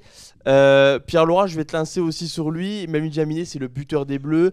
Il a été complètement arrosé de chandelles comme il l'avait été en Écosse et en Irlande par Marcus Smith. Et il a quand même répondu présent, on peut le dire, un début de match assez rassurant de la part du Perpignanais. Il a été énormément testé à la réception des chandelles et des ballons aériens par les Anglais. Et il a plutôt répondu présent. Il a eu du déchet, on en a parlé tout à l'heure, mais il a plutôt répondu présent. On regrette peut-être de ne pas avoir vu ses pattes parce que c'est un joueur qui a une telle vitesse. On a l'impression que quand il appuie sur l'accélérateur, c'est l'infini, quoi. C'est un dragster, c'est une Lamborghini. Enfin voilà. Donc ça, on n'a pas pu le voir là-dessus. Mais moi, ce que j'ai envie de retenir, c'est chapeau parce qu'il a été énormément testé sous les ballons aériens, qui est, paraît-il, sa petite lacune. Et il a répondu plutôt présent. Il y a aussi son cadrage débordement sur le premier essai. Magnifique. Voilà, avant le ballon, où déjà il bat le défenseur. Là, je suis obligé de sourire parce qu'il y a Aurélien de la régie qui passe de l'eau à Pierrot parce que vous le voyez, Pierrot parle beaucoup, mais du coup il a un peu soif. J'ai la gorge sèche. Non, mais bois quand tu veux. Non, mais Melvin Jaminet, je le dis, il est quand même souvent remis en cause. Je vais parler avec toi, Tristan, mon ami, vu que Pierre se régénère. Arrêt au stand pour Pierre Lorango en direct. Et il a fait un gros match. Ouais, il a fait un gros match. Fatiga les Anglais. Il nous a dit au contact, Maro Itoje, pas facile à D'ailleurs, prendre. on parlait des Anglais. Quelqu'un a des nouvelles d'Eddie Jones ou pas? Non, mais si, il relit ses interviews de début de semaine où il dit qu'il va gagner et il est sûr. Bon. Ouais, où il relit son contrat parce qu'il peut sauter là quand même. Il va peut-être le relire quelques fois s'il y a quelques clauses qu'il peut verrouiller. Non, mais plus sérieusement, Melvin Jaminet, on en a beaucoup parlé, surtout après son match en Écosse. Pour moi, il avait été rassurant. Encore une fois, ce n'est que mon avis, mais au Pays de Galles, il est encore une fois, et on se dit, on a l'impression qu'il est quand même souvent remis en cause, le Père Pianet. Encore ce soir, il y a peut-être un poste où il y aura du débat après son destination, c'est au poste d'arrière. Et il loupe 2 coups de pied. Aussi, Melvin Jaminet, une transformation qui est quand même assez facile pour son niveau. On a l'impression qu'il sera tout le temps remis en cause. Est-ce que tu as l'impression aussi? Oui, mais après, c'est aussi parce que c'est un jeune titulaire, j'ai envie de dire. Si tu regardes dans la panoplie du 15 titulaire de Fabien Galtier, tu vois qu'au poste de pivot gauche, ça bouge pas beaucoup. Au poste de talonneur, ça bouge pas beaucoup. On va pas tous les faire, mais 9, ça bouge pas beaucoup. 10, ça bouge pas beaucoup. Mais même sans enlever l'épine dorsale, au poste de premier centre, Gaël Ficou est toujours là. Aux ailes, tu l'as dit. Et si on regarde, Fabien Galtier entame sa 3e année seulement de mandat. Il a débuté avec Boutier, puis après c'était Dulin, et maintenant c'est Melvin Jaminet. Alors que Fabien Galtier est quelqu'un qui aime s'appuyer sur les joueurs et ne bouge pas trop sa composition d'équipe. Donc on lui laisse du temps. Fabien Galtier lui laisse du temps pour s'installer. Mais après, c'est notre rôle aussi à nous, journalistes, de remarquer les qualités qui sont innombrables, vitesse de course, le jeu au pied, les tirs au but. Mais on peut aussi faire remarquer les petites lacunes. Justement, je vais demander au chat, mais on parlait d'Antoine Dupont. Qu'est-ce qu'il lui faut pour avoir 10 sur 10 ? Qu'est-ce qu'il faut à Melvin Jaminet pour assurer cette place de titulaire et pour la garder possiblement jusqu'à la Coupe du Monde? Des prestations comme ce soir. Continuer des prestations comme ce soir. Parce que là, ce soir, c'est sûr que Fabien doit le féliciter là, dans le vestiaire. Et il doit faire partie des joueurs qui ont été félicités parce qu'il a été vraiment testé. Rappelle-toi cette première mi-temps où ça bat sur lui une pluie de chandelles. Et il va les chercher en l'air. Il les attend pas au sol. Et alors, il en perd une ou deux. Mais il est plutôt rassurant parce que les importantes, il les a prises. Pour toi, il t'a convaincu ce soir à Melvin Pour moi, Jaminet? il m'a convaincu. Voilà, donc n'hésitez pas dans le chat. Il t'a convaincu à toi, Tristan? Oui, on l'attendait sur ce ballon, il a répondu. Après, face au but, il a eu des manques, mais après, voilà, ça arrive. Tous les buteurs ont des manques. Tristan n'ose pas le dire, mais il est amoureux d'Ange Capozzo. Il a essayé de l'avoir pour ce soir. Voilà. Il regrette qu'Ange Capozzo soit international italien. Voilà. On en parle dans le chat d'Ange Capozzo et il y a quelqu'un qui a dit que c'était un phénomène et qu'il avait fait un très bon match contre. On rappelle pour ceux qui n'étaient pas là qu'Ange Capozzo était passé dans la 3e mi-temps du Nol après France-Italie, qui était le match qui a lancé les Bleus vers ce grand chelem. Pour continuer sur Melvin Jaminet, pour vous, il vous a convaincu sur les ballons, mais il y a aussi, et avec Lionel pour revenir sur ça, il y a le jeu au pied, et à chaque fois il met l'impression de cette puissance. Alors c'est ce qui a fait sa marque de fabrique en Pro D2 avec Perpignan, c'est ce qui le fait aussi aujourd'hui en top 14, mais il y a cette façon de donner de l'air à son équipe qui est importantissime, et je pense que ça fait la différence dans l'esprit du staff des Bleus qui, dans ce jeu de dépossession, avoir un mec qui a un par gros rapport coup de... à son concurrent Ramos, il a l'air d'avoir plus de longueur. Les deux ont à peu près les mêmes qualités. Après, il y en a peut-être un qui est meilleur en défense et meilleur sur le rugby. Et là, il y a bataille. Mais oui, dans la précision et sa longueur de jeu au pied, Melvin Jaminet, pour le coup, là, il a 3 étoiles pour prendre un qualificatif midolien. Voilà, midolien, parce que voilà, 3 étoiles, C'est le maximum dans le middle, voilà. C'est le maximum. Ça peut être mal perçu dans le chat, mais c'est le maximum. Justement, messieurs, on va clôturer cette partie note. Pour ne rien vous cacher, les journalistes à Paris, voilà, je pense que la conférence de presse a mis du temps à débuter. C'est normal, les joueurs doivent savourer dans le vestiaire. Fabien Galtier, Anthony Dupont doivent mettre du temps à aller s'asseoir sur la chaise et répondre aux questions. Et on les comprend quand même parce que oui, les Bleus ont remporté ce 10e Grand Chelem de l'histoire pour le 15 de France. Mais je pense que le retour qu'on en aura sera quand même à la hauteur du Grand Chelem. Ah oui, ça je pense. Je pense donc qu'il va y avoir des mots, donc restez bien évidemment. Arnaud Bordelais et possiblement Jérémy Fala seront en direct. Eux qui ont fait les notes du Stade de France. J'ai parlé, c'est un peu l'heure des bilans. Alors là aussi, on finit les notes, mais on va aussi parler des joueurs. J'ai quelques questions pour vous, et là on va parler un peu, et surtout dans le chat, quel est le joueur, bien sûr après ce soir c'est compliqué d'en dire un autre, mais qui représente ce 6 nations, ce grand chelem. On va peut-être tous dire Antoine Dupont, ou est-ce qu'il va y avoir débat Pierre-Laurent, je te lance à toi en premier, mais est-ce qu'Antoine Dupont représente ce grand chelem? Dans 15 ans, on sait qu'en 2010, pour en parler avec quelques-uns, il passe de suite à Thierry Dussautoir. Est-ce que dans 15 ans, quand on parlera de ce grand chelem 2022, le nom qui reviendra en premier, c'est Antoine Dupont? Ah, sûrement. Il est pour l'instant que capitaine par intérim, officiellement. Ouais. Officiellement non, mais oui, voilà, parce que c'était son premier tournoi en tant que capitaine. Il finit homme du match de la finale. Voilà, il a fait parce qu'il n'avait pas joué depuis 2 mois. Il fait un premier match face à l'Italie un peu en dedans, et après il a été crescendo. Et dès le 2e match face à l'Irlande, il est excellent. Et voilà, c'est le meilleur joueur du monde, c'est le meilleur joueur de France, c'est le meilleur joueur de l'équipe de France, c'est le capitaine de l'équipe de France, c'est notre leader. Donc oui, il symbolisera ce Grand Chelem 2022, ça, nul doute.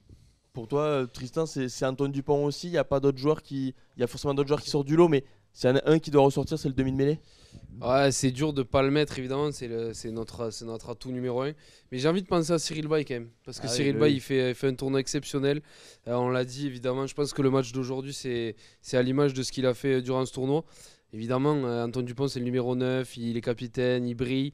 Mais moi, j'aime bien ressortir aussi les mecs qui brillent moins, même si, comme on l'a dit, il faisait des offloads et il était actif offensivement. Il a beaucoup brillé. Mais voilà, donc moi, je pense que, juste pour contrarier Pierre-Lo, je vais mettre Cyril Bay. Non, mais tu vois, bien sûr, qu'Antoine Dupont, je suis un peu d'accord avec toi, Tristan, c'est peut-être encore une fois le manque d'expérience. Non, mais plus sérieusement, je pense aussi à Julien Marchand. Alors, on a parlé de Grégory Aldrit, mais Julien Marchand, quand même, lors de ce tournoi Destination, et c'était un papier qui avait dans le middle il y a quelques jours, ces joueurs, moi je pense à Grégory Aldrit et Julien Marchand, ces joueurs qui avaient été mis en difficulté à la tournée de novembre, et c'est aussi Jérémy Fada qui avait souligné ça.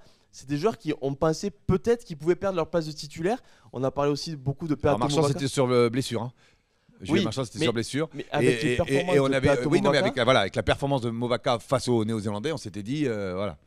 Mais non, Julien Marchand aussi. Là, il y a match. Hein, il est juste derrière Antoine Dupont. Et avec Cyril Bay, allez, on va voilà. Et comme par hasard, on cite 3 Toulousains.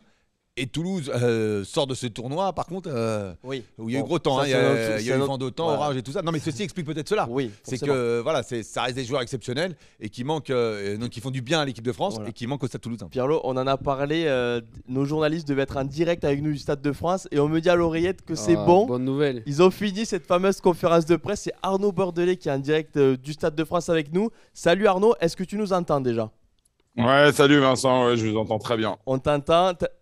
J'ai l'impression que tu as un peu moins froid que lors de France-Irlande. Tu t'es mieux habillé quand même déjà. Ouais, je me suis mieux couvert et puis il y a un mois de plus. Donc Voilà, donc c'est un peu mieux. Justement, on va te lancer, Arnaud, toi qui as assisté à cette conférence de presse. C'est arrivé grand sourire, enfin libéré. On sait que ces 2 mots Grand Chelem étaient tabous jusqu'à ce match. Là, ça y est, ça a dû en parler, ça a savouré. Ça a explosé de joie, Fabien Galtier et Antoine Dupont, surtout en conférence de presse.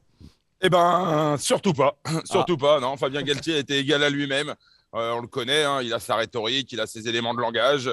D'ailleurs, on lui a posé la question, hein, lui qui a l'habitude de parler de sublime. Est-ce qu'on lui a posé la question? Est-ce que ce soir, on a touché au sublime? Évidemment, il a répondu un petit peu à côté. Il nous a dit que c'était sublimement tendu. Mais voilà, on n'a pas touché au sublime ce soir.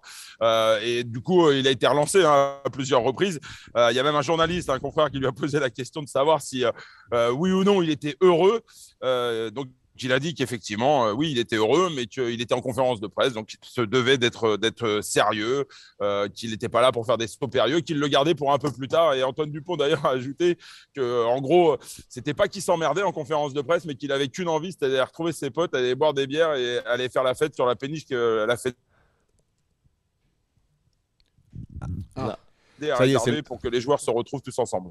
Voilà, il est revenu. On t'a un peu perdu pendant 2-3 secondes, Arnaud. On a eu peur que tu aies croisé la route encore d'Antoine Dupont, qui t'ait suivi jusqu'à tribune de presse pour te plaquer. Non, mais justement, ça a dû quand même parler un peu du match. Du coup, même s'il y a ce titre à la fin, qu'en dit Fabien Galtier, Antoine Dupont sur ce match, sur ce duel face aux Anglais remporté? Alors justement, non, il n'y a pas eu beaucoup de questions sur le match. Normal. Et puis de toute façon, Fabien Galtier a été assez rapide hein, quand même dans ses réponses. On a parlé effectivement un petit peu des moments un peu de tension, notamment ce début de deuxième mi-temps où les Anglais sont revenus dans la partie. On a parlé un petit peu, il a fait le parallèle notamment avec le match contre les Blacks, contre l'Irlande, où il y avait eu ces deuxièmes, en tout cas ce deuxième temps, ce début de deuxième mi-temps où les Français avaient été un petit peu en difficulté. Toute proportion gardée quand même si on a, enfin, je ne sais pas comment vous l'avez vécu devant la télévision, mais on a quand même l'impression que même si le score reste serré, s'il n'y avait pas eu toutes ces petites fautes de main en première période, l'équipe de France n'a jamais réellement été en danger, jamais réellement été inquiétée. Voilà, bon, Fabien Galtier a peut-être un peu surjoué sa réaction en disant qu'il avait été pas inquiété, mais en tout cas, voilà, pour reprendre son expression, c'était sublimement tendu. Voilà, et ça a Je même la pas répète parlé... parce que c'était merveilleux quand même. Voilà. Cette réplique est merveilleuse. Justement, ça n'a même pas parlé de défense encore une fois, parce qu'on en revient toutes les semaines, mais les Français, on a l'impression qu'ils, pour parler un peu cru, mais ils défoncent tout le monde quand ils jouent, ils musellent tous leurs adversaires. Ça n'a même pas parlé de défense du côté de Fabien Galtier? Non, pas du côté de Fabien Galtier, ça va parler de défense parce que la question a été posée à Antoine Dupont. C'est vrai que pour un numéro 9, réaliser 15 plaquages et terminer meilleur plaqueur, c'est quand même assez rare. Il a joué vraiment dans un rôle de 9e avant. Et effectivement, le secteur de la défense aujourd'hui était encore primordial. Au-delà du taux de plaquage, du taux de cette faculté qu'ont les Français à contester les ballons. Ils ont une capacité quand même à se projeter très vite au sol. Je pense à Grégory Aldrit qui a gratté 2 ballons en début enfin en tout cas en première période. Je pense encore à Gabin Villiers qui en a gratté un aussi. Enfin, on a cette faculté quand même dans le jeu au sol à contrarier toutes les attaques adverses. D'ailleurs, la question a été posée à Eddie Jones et comme tout bon sélectionneur, il a répondu à côté de la question évidemment.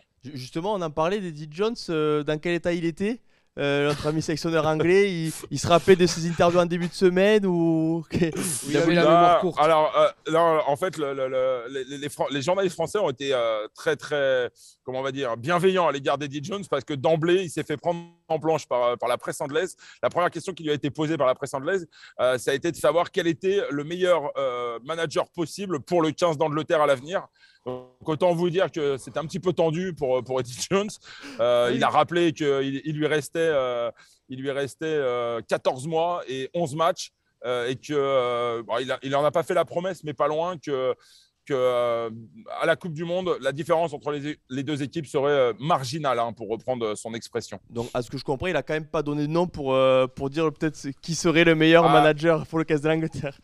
Non, par contre, ça l'a quand même particulièrement tendu pour le reste de la conférence de presse. Et la question a été posée en suivant à Cortnello, le capitaine. Et autant vous dire que Cortnello a botté en touche en disant c'est lui le boss, j'ai rien à dire. Ok, vas-y, Pierre-Loup. Arnaud, une petite question. Oui. Salut, c'est Pierre-Laurent. Je suppose que bon, on est de vieux compères, donc tu avais peut-être reconnu ma voix. Justement, tu as connu des matchs de rugby. C'est de la télé, Pierre-Laurent, je te vois. T'as tenu.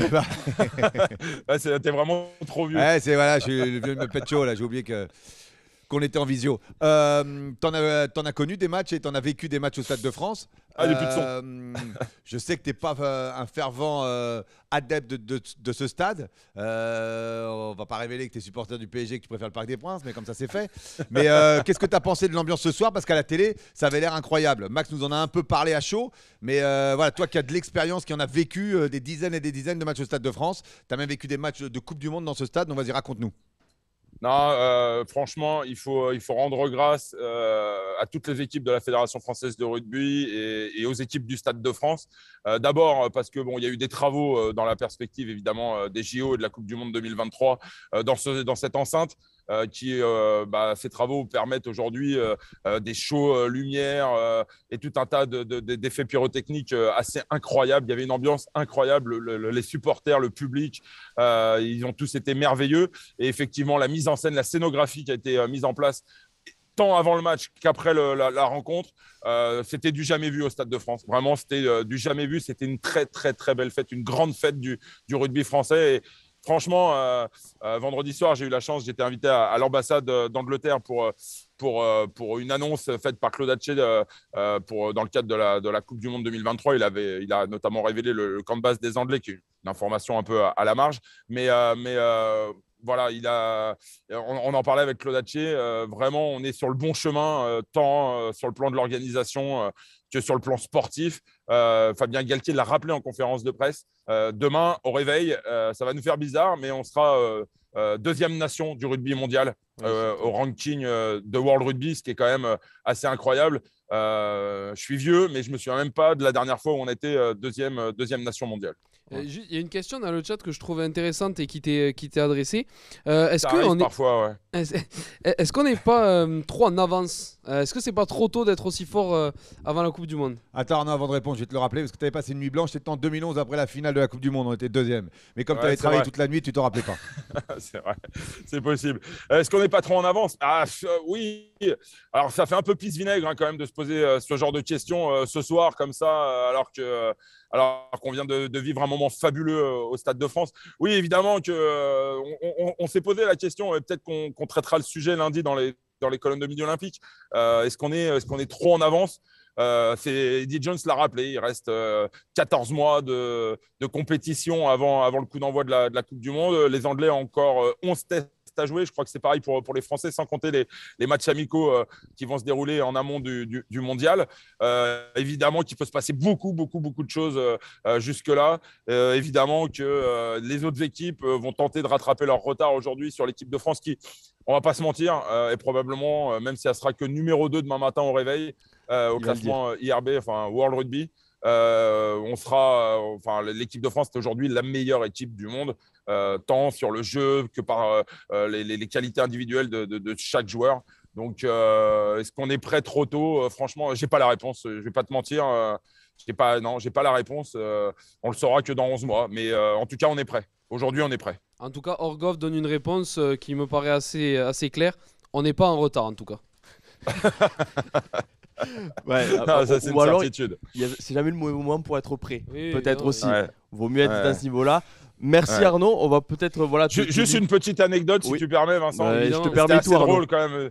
Petite anecdote de conférence de presse quand même, parce qu'il y a un de nos confrères qui a interrogé Antoine Dupont sur ce que ça faisait finalement de succéder à des joueurs comme Jean-Pierre Riff, Fabien Pelouse. Il a cité tout un tas de capitaines du 15 de France qui avaient déjà réalisé le Grand Chelem. Et là, on a vu la tête de Fabien Galtier se décomposer parce qu'évidemment, il a oublié de citer Fabien Galtier. Il est reparti. Le capitaine du Grand Chelem 2002 notamment. On s'est senti obligé de citer. Vous avez raté? Non, c'est revenu. C'était pas mal. T'es revenu. Donc, voilà. Et Antoine Dupont s'est senti obligé de dire vous avez quand même oublié Fabien Galtier. Et Fabien Galtier qui a remercié évidemment le journaliste ayant posé la question. Mais bon, voilà, c'était un petit moment un peu épique. Et puis, toujours dans sa rhétorique, Fabien Galtier qui a rappelé que ce n'était que le 26e match ce soir sous sa direction. Et il a quand même glissé au passage, et je crois que c'est une vraie info, il a clairement donné rendez-vous pour le 46e match de son mandat, qui sera tout simplement la finale de la Coupe du Monde. Voilà, et on espère justement qu'il le vivra, son 46e match à la tête du 15 de France, au jour de la finale de la Coupe du Monde 2023. Du coup, merci Arnaud. Si tu n'as pas d'autres anecdotes à nous livrer. Non, c'était. Mais en fait, la conférence de presse a été tardive parce que les joueurs avaient envie de fêter. Dans le vestiaire, Fabien Galtier nous a raconté quand même qu'il y avait énormément de monde. Donc, on a vu longtemps le Premier ministre Jean Castex rester sur la pelouse, embrasser un peu tout le monde. On l'a vu faire des photos avec les joueurs, on l'a vu faire des photos avec les membres du staff. Et dans le vestiaire, il y avait notamment le régiment de Carpiane, le colonel qui était là, qui avait accueilli l'équipe de France en amont de ce tournoi dans le cadre de la préparation. Il faut rendre grâce d'ailleurs à ces militaires qui ont peut-être joué un rôle aussi dans la préparation du 15 de France. Il faut rendre grâce également à Max Guazzini qui a permis ce match. Alors Pierre-Laurent va me taxer d'être pro-parisianiste. Je l'assume pleinement. Mais voilà, en tout cas, il y avait beaucoup de monde dans le vestiaire. Il a dit que c'était calme. Mais grosso modo, on a bien compris que c'était le calme avant la tempête.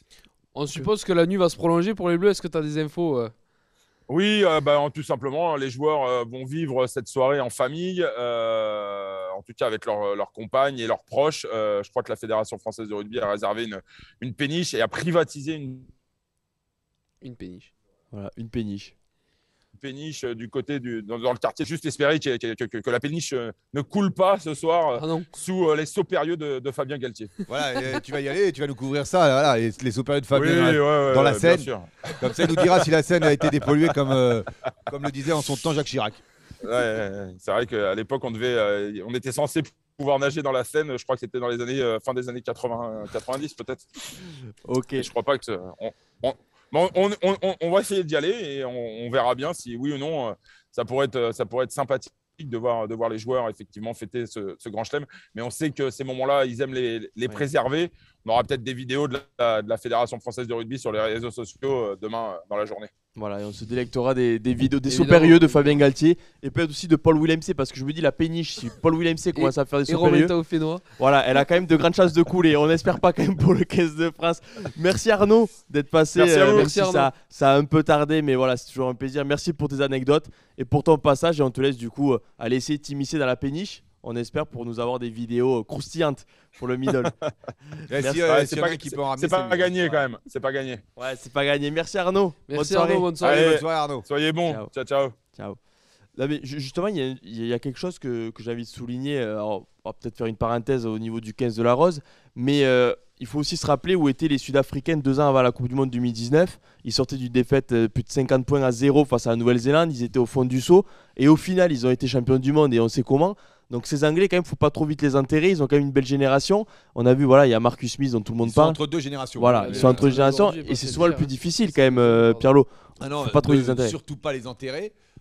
Mais permets-nous de profiter ce bien soir sûr, quand même du oui. Grand Chelem. Hein. Oui. Vous l'avez dit tous les deux au début et voilà, c'est pas tous les jours que ça arrive. Non. Donc on va surtout pas les enterrer. Eddie Jones a raison de rappeler parce que il a bien lu son contrat, hein, tu vois, qu'il lui reste 14 matchs ou 14 mois et 11 matchs à diriger l'équipe de l'Angleterre. Ils seront compétitifs, nul doute, en 2023. Ils seront compétitifs dès le prochain tournoi des destinations l'an prochain. Mais ce soir, profitons. La France est championne d'Europe, à défaut d'être dans 14 mois championne du monde. On a le Grand Chelem, on a la cafetière à la maison, on a une péniche de réservée. Voilà, on a des sauts périlleux annoncés. Donc voilà, tous les feux sont ouverts. Un peu. Voilà. Et les Anglais finissent pour la deuxième année consécutive le tournoi avec 3 défaites en 5 matchs. Donc là, c'est une joie supplémentaire quand même. C'est un petit plaisir, un petit bonbon supplémentaire. Voilà, on va pas faire les fines bouches. On parlait avant le passage d'Arnaud du joueur qui a marqué ce tournoi. Voilà, il y a eu des Julien Marchand, mais sûr d'Antoine Dupont. Quel est maintenant pour vous, voilà, Cyril Bay, quel est maintenant pour vous le match qui symbolisera ce Grand Chelem? En 2010, beaucoup ont parlé, notamment avec Mathieu Bastaro, avec qui je me suis entretenu, du match au Pays de Galles. Quel match symbolisera, encore une fois, je parlais des joueurs, mais dans 10 ans, 15 ans, quand on pensera à ce Grand Chelem, quel match nous viendra en premier à l'esprit? Alors là, tu nous demandes de marquer l'histoire, je sais pas. Moi, je vais te donner mon avis à moi, mon humble avis seulement. Voilà. Et c'est France-Irlande. Ouais, je suis d'accord. C'est lui qui a marqué, parce que voilà, sans faire injure aux Italiens, et je suis très content de ce qui leur est arrivé parce qu'ils avaient fait déjà un bon match à Rome face à l'Écosse la semaine dernière. Et là, c'est bien parce que le tournoi destination, ça doit être une compétition européenne. L'Afrique du Sud, le Japon, tout ça, et qu'ils aillent voir ailleurs si l'herbe est plus verte. Non, mais voilà, respectons l'histoire. Mais bon, c'était un gentil galop d'essai pour la France. Et là, l'Irlande, et on le voit après. Hein. On le voit, les résultats de l'Irlande après leur défaite au Stade de France. Voilà, les Français ont maîtrisé leur sujet, ont dominé, ont battu une belle équipe d'Irlande. Et je crois que ça a lancé idéalement ce tournoi de destination parce qu'après, on n'a plus eu peur. T'as pas eu Voilà. peur, En Écosse, on n'a pas eu peur. Au Pays de Galles, malgré l'écart, le faible écart, on n'a pas eu peur parce qu'on sentait qu'on maîtrisait quand même notre sujet, à part sur une action. Ouais, on a eu Mais il restait 20 minutes après si Ouais. jamais il marquait. Et là, ce soir, on a aussi maîtrisé quand même, grâce à notre défense, les offensives anglaises. Il y a Nixie qui Voilà. appuie ton propos et je le rejoins, et donc du coup je te rejoins.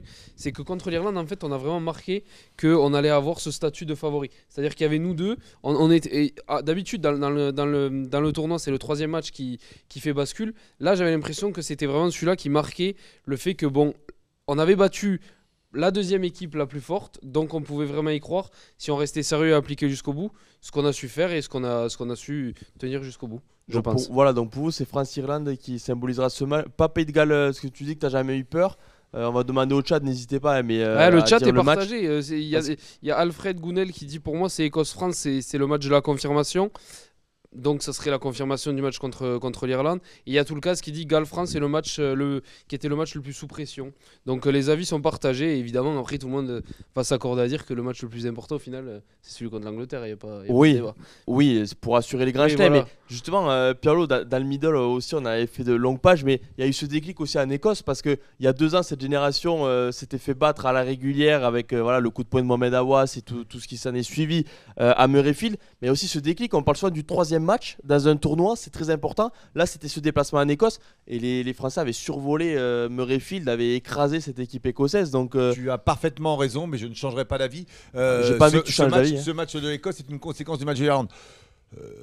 À la fois la physionomie du match, le résultat, on a montré qu'on était là, on a montré aux autres équipes, cette année les gars, on joue le titre. On joue la cafetière. Peut-être pas, et le Grand Chelem. Donc voilà, et donc on est arrivé aussi avec une certaine confiance en Écosse. Et rappelle-toi, le début de match face à l'Écosse, très vite il y a 2 essais, il n'y a plus de match. Il y a oui, plus non, de mais match. c'est sûr, c'est pour ça que je le Donc dis. voilà, et donc c'est pour ça que si tu me dis, moi voilà, le match qui va symboliser ce grand chelem, c'est l'Irlande. Je change pas d'avis malgré ton argument parce que c'est ce match-là, c'est le seul où on avait vraiment un peu la boule au ventre. Ouais, toujours au niveau de ce 15 de France, tu penses, là aujourd'hui on a l'impression, on dit qu'on est prêt. Il n'y a pas un secteur où encore le 15 de France peut un peu s'améliorer. Si, il y a plein de dans secteurs. Non, il faut surtout pas dire qu'on est prêt. On n'est pas prêt parce qu'il y a des choses. Il faut qu'on affronte encore. On n'a pas affronté encore l'Afrique du Sud. Ça tombe bien, elle arrive en novembre. Non, mais il faut encore s'évaluer contre les autres nations. Ce qui est sûr, c'est que maintenant on peut commencer à préparer notre Coupe du Monde 2023 parce qu'on a gagné un titre. On n'a pas galvaudé ce tournoi.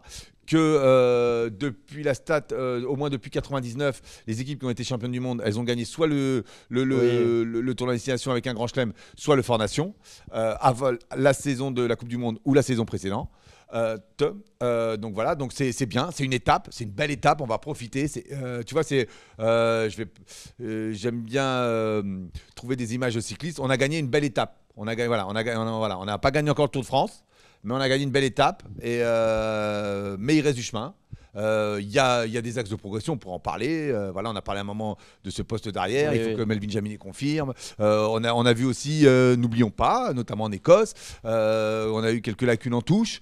Donc voilà, là aujourd'hui, ça n'a pas été un secteur déterminant. La mêlée aussi, le poste de pilier droit. Voilà, parce que pour l'instant, on joue avec 2 piliers droits plutôt pousseurs. Il faut qu'on arrive à utiliser Demba Bamba. Demba Bamba, il vaut mieux qu'une place en tribune. Il ne pourra pas tous les mettre quand même. Fabien. Non, d'accord, mais tout ça, voilà, c'est des équations à résoudre. Et puis c'est loin quoi. Et puis c'est loin. Ouais. Et, voilà, 11 mois, 14 mois, 11 matchs. Surtout qu'on parle des calendriers, les années paires, où on se dit, voilà, on reçoit.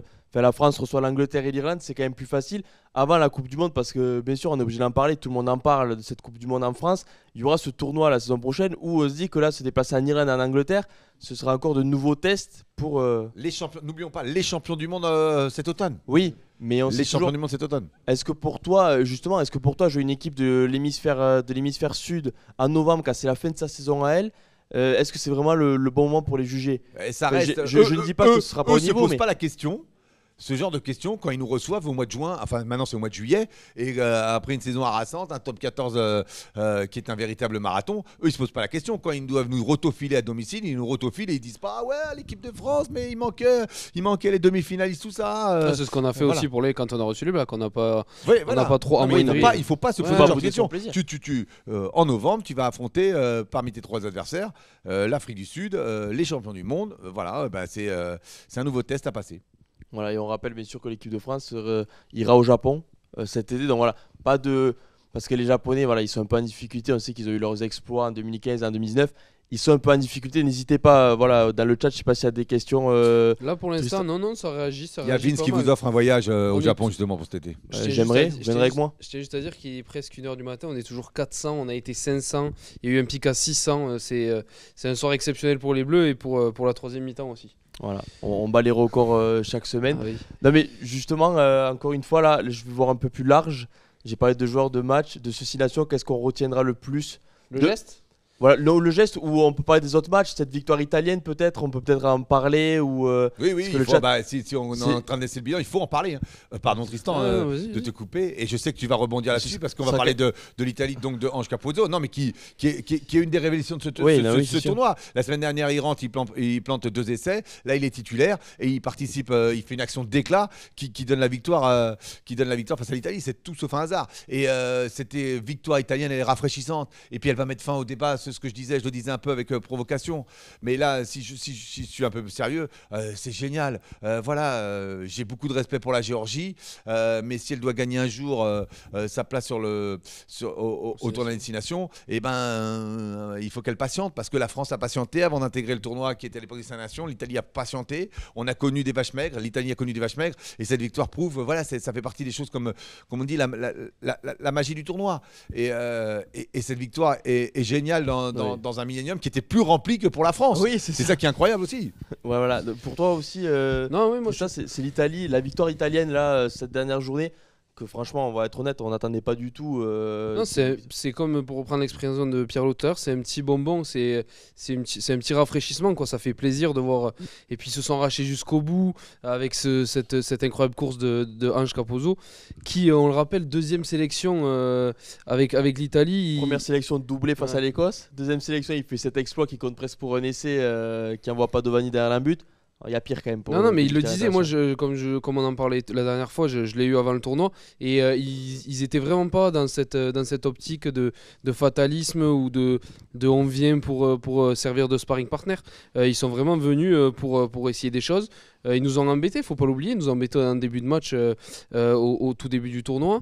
Et puis voilà, ils confirment leur place dans ce tournoi, comme l'a dit Pierlo, avec cette victoire. On a vu les larmes de Garbizi à la fin. Ah oui, là, Enfin, c'est- ça veut vraiment tout dire, quoi. C'est des Ouais. images incroyables.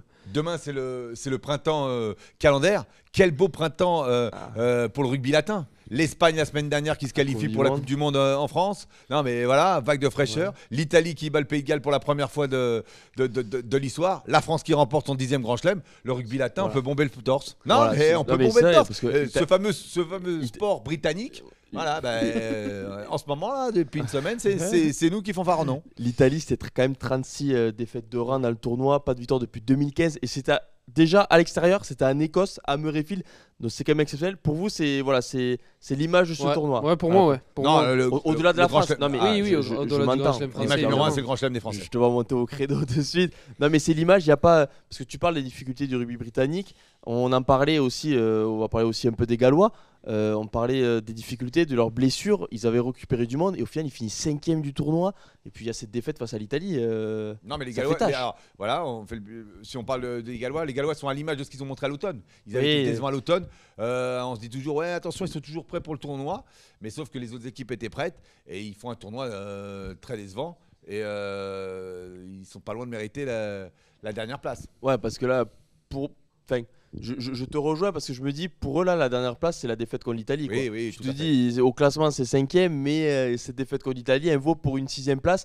Donc, on a parlé de l'Angleterre. Il y a aussi cette Écosse pour faire un peu toutes les équipes. l'Écosse, on a rigolé presque avec Vincent Bissonnat avant le match, où tu regardes le match Irlande-Écosse, tu te dis à chaque fois les Écossais c'est si près, si loin, et à la fin ils sont tout le temps loin. Donc, Oui, oui, t'as l'impression- attention, l'Écosse, voilà, l'Écosse n'a pas été payée. L'Écosse aussi ne Ouais, fait mais- pas un mauvais match contre nous. voilà, donc Voilà. typiquement les phrases, c'est Non, des défaites si, précisément, encourageantes. Ça. voilà. C'est des défaites euh, encourageantes alors, je sais écossaises pas depuis si des années. tant mieux pour eux. Ils ont gagné les Anglais, oui, mais Laissons-leur cette expression, on l'a trop utilisée. des on l'a défaites trop encourageantes. utilisé. pour Non, mais les Bleus. Écossais, c'est Mais si oui, près, oui, si tout loin, à fait. quoi. Mais dans le contenu, ils montrent des choses intéressantes. Ouais. Dans le chat, c'est pour eux, ils en parlent de l'image. Non, ça parle. Alors là, il y a Nixie qui parle les U20 aussi, les Bleuets. Bon, on Ouais, va les- pas tout englober ce soir, Non. mais. Les- Alfred dit l'Italie 3ème l'année prochaine qui prend le pari. Bon, j'irai pas jusque-là non plus.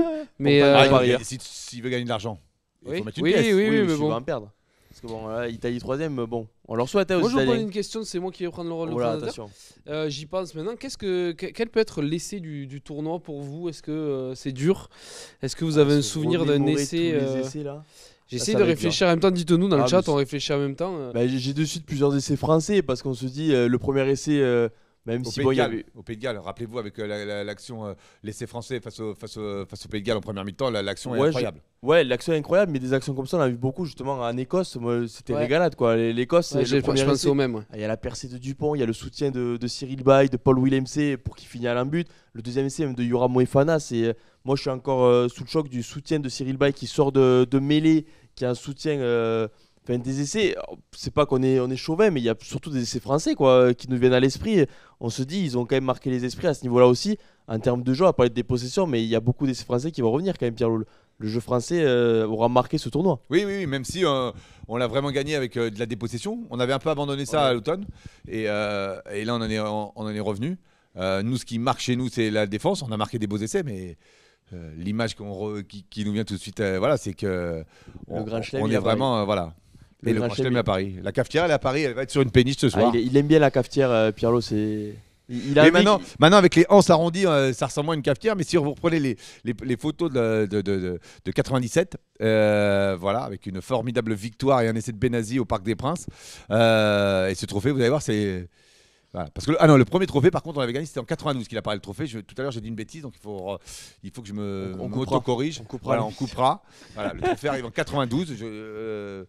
92 ou 93 et voilà, le premier grand chelem Je avec la vais pas cafetière, c'est- insister trop longtemps sur ça, Pierrot, mais toi qui as beaucoup d'expérience, est-ce que c'est un des plus beaux moments que tu as vécu avec le 15 de France? Oui, parce qu'on sort de tel, on était tombé tellement bas que oui, ce grand chelem suscite une émotion que n'avait pas suscité 2010.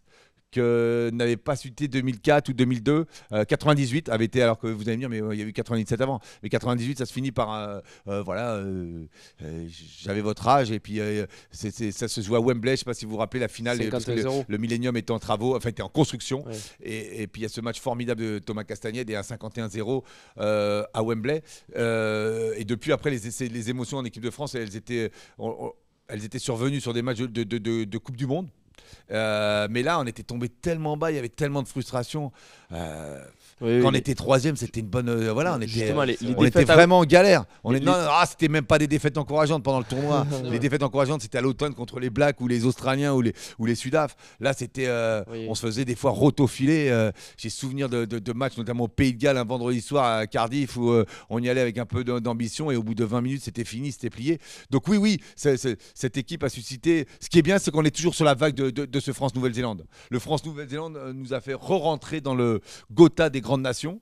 Et on a assumé notre statut et cette génération est vraiment surprenante pour ça, quoi. Il y a pas la pression, on les fait favoris, ok, pas de problème, on est favoris, on va assumer sans souci et on va bien jouer. Peut-être une dernière question. Alors Arnaud a pris le risque de le dire, c'est peut-être ce qu'on n'a pas envie de dire, mais est-ce qu'aujourd'hui, alors on n'aura peut-être pas la science infuse, mais est-ce qu'aujourd'hui l'équipe de France c'est sur le terrain entre guillemets la meilleure équipe du monde sur le papier et sur le terrain? Alors attendons, on a affronté qu'une fois la Nouvelle-Zélande, on n'a pas Ouais. affronté l'Afrique du Sud. Je dirais que ces trois nations sont pas loin d'être en haut. On est la meilleure nation d'Europe. Oui, mais ça, c'est sûr, On l'était potentiellement avant ce tournoi, mais là on l'a démontré parce que voilà, on a battu tout le monde. Et donc on est une des meilleures nations du monde. Et après, j'ai envie de te dire, pour moi, la vérité, c'est la compétition. Donc Ouais. la meilleure nation du monde, on le saura à l'issue de la Coupe du Monde 2023. Ok. Donc Tristan, c'est pas la meilleure équipe du monde. Si, Si, si, tu bah, penses quand évidemment, même. Nous, on est évidemment, obligés. évidemment. Mais nous, c'est la jeunesse, Oui, voilà, c'est le nous, panache. c'est- Nous, on est des joueurs C'est le frissons. patriotisme. Nous, on n'a pas peur de le dire. Non, mais voilà, c'est peut-être le moment, messieurs, de clôturer cette émission. Ces émissions. Voilà, je vous préviens, j'ai l'habitude d'être long en fermeture. Mais ça va alors être là- plus Ah, long parce que que, d'habitude. on attend notre première bière quand même. Hein. Oui, voilà, la première, oui. Non, La mais c'était première bière de la soirée. exceptionnel. On a lancé Voilà, ça, c'est soirée on a lancé ça à exceptionnelle. l'automne. On remercie tout le monde, déjà vous, messieurs, parce que c'est vous qui clôturez ces 5 émissions, les analyses de la compo, même, sans oublier les troisièmes mi-temps du middle. Merci à vous, Pierre-Loé et Tristan. Messieurs, on remercie Max, Jérémy, Nico, Vincent. Simon, voilà, Vincent Léo. Bissonnet, Léo qui est derrière, bien sûr la régie, Aurélien Et et Baptiste. Baptiste, qui à chaque fois ils ont droit, voilà, à chaque fois ils baissent la tête, ils sont timides, ils préfèrent être derrière les Faut caméras. vraiment pas que vous C'est- oubliez que sans eux, c'est pas possible. Voilà, hein, mais c'est nos François Cross. on serait devant nos fauteuils, mais Attention, tout parce seul à que discuter. là, hein. Pierre-Laurent, il lève le doigt, ça va pas. Ça va. Non, je vais rassurer vos familles. Parce que là, je vous remercie. Et, ils travaillent encore dimanche et lundi, on les garde tous. Hein. C'est pas fini, c'était pas la der. Hein. Ils continuent à bosser. Hein. Non, mais voilà, c'est nous aussi qui sommes rassurés. Non, mais voilà, on remercie tout le monde. Julien aussi qui passe des articles, Évidemment. tous. Yanis, Manon, bien sûr, je vais tous Toute les la faire. Mais rédaction. Quentin, tout ça, Max, je l'ai déjà dit. On remercie tout le monde, on remercie vous, auditeurs, Le parce chat, que vous ouais, avez merci, été vous avez nombreux. été nombreux. On vous promet que les émissions ne vont pas s'arrêter là. On n'en dit pas plus, mais on espère qu'elles vont continuer. Voilà, je suis long comme d'habitude, mais soirée spéciale. Voilà, les Bleus l'ont Ah, c'est fait. incroyable, on s'en rend pas compte là. Ouais. On est vraiment. Grand on est chelem. Ouais, c'est. Voilà, 10e Grand Chelem de l'histoire, les Bleus l'ont fait. Merci messieurs, merci à tous.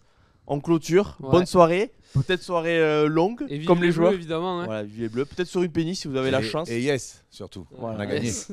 Et voilà, les Anglais. Et le bonjour à Eddie Jones, hein, Voilà. surtout on y pense. Bonjour à Eddie Jones. Merci à tous. Bonne fête.